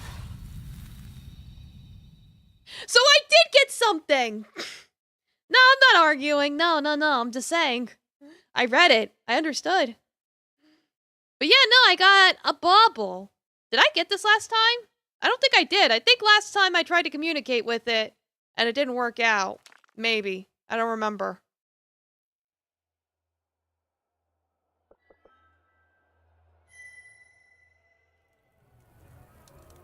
Yeah, and then there was our dead parent.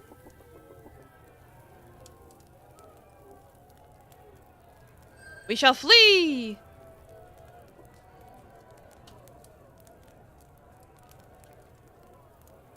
Yeah, avoid the no-tails at all cost. You cannot even begin to imagine their way. Everything about the tailless defies understanding.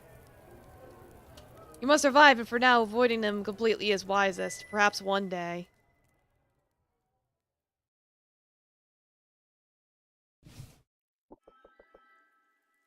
Yeah, now it's raining.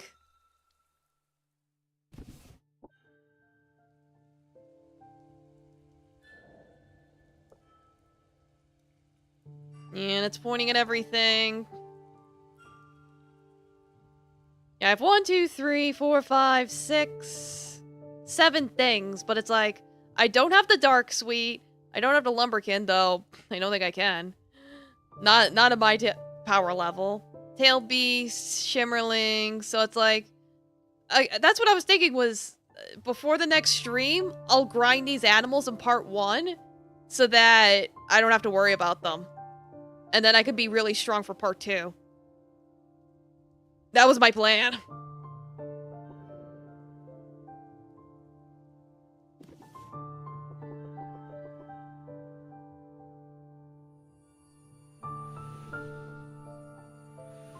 I'll take my levels.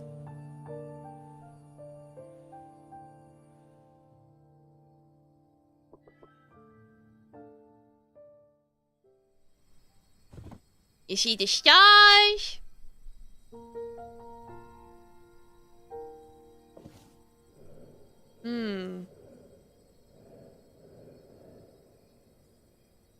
I'll sing the fire!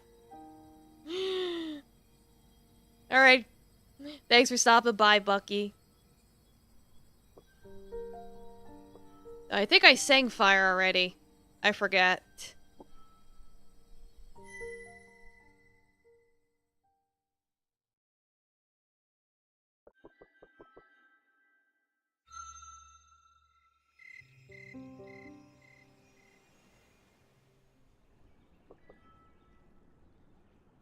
No lessons.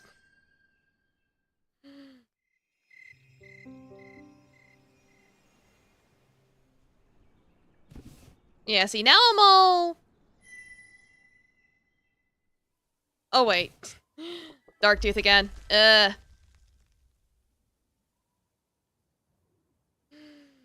Sing a song of defiance. You will live and sing, for you will defeat the Darktooth challenger. You barely open your maw to roar your challenge before the massive kin strikes, quick as thought, slicing and scoring your tender armor with 2 quick strikes which spill droplets of your crimson essence out into the gray rocks. Ow. Though the pain is great, the wound is slight. You'll survive, though the scraping discomfort reinforces Darktooth's chilling song. A lesson has been given. You will dance a dance of submission and sing a song of thanks to the one who has instructed you with pain, that treasured giver of learning.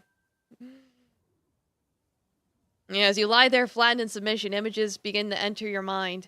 Sequential song of images and concepts, and it dawns on you that you're being instructed. Yeah, he's teaching me things.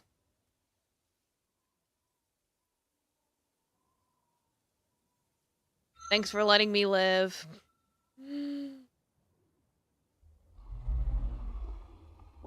And he's like, had I intended to kill you, I wouldn't have bothered teaching you shit.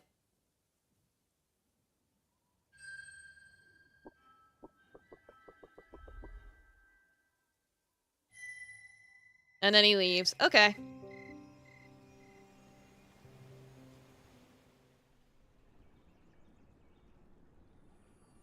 Yeah, give me more air.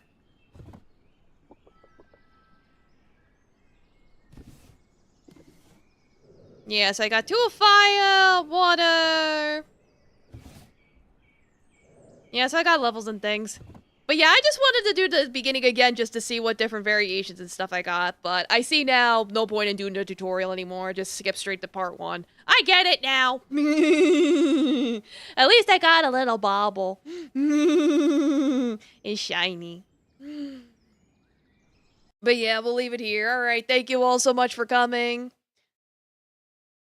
And for all the follows and all that good stuff. Like I said, Saturday I'm not doing Nikki, I'm doing something else. Find someone to rain. Yeah, thank you for coming.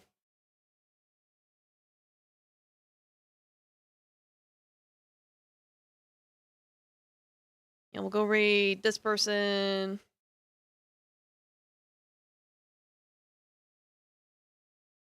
There we go. Good night, everyone. Rest well, eat your vegetables, and don't pick fights with lions. You will die. Yeah, thank you. Good night.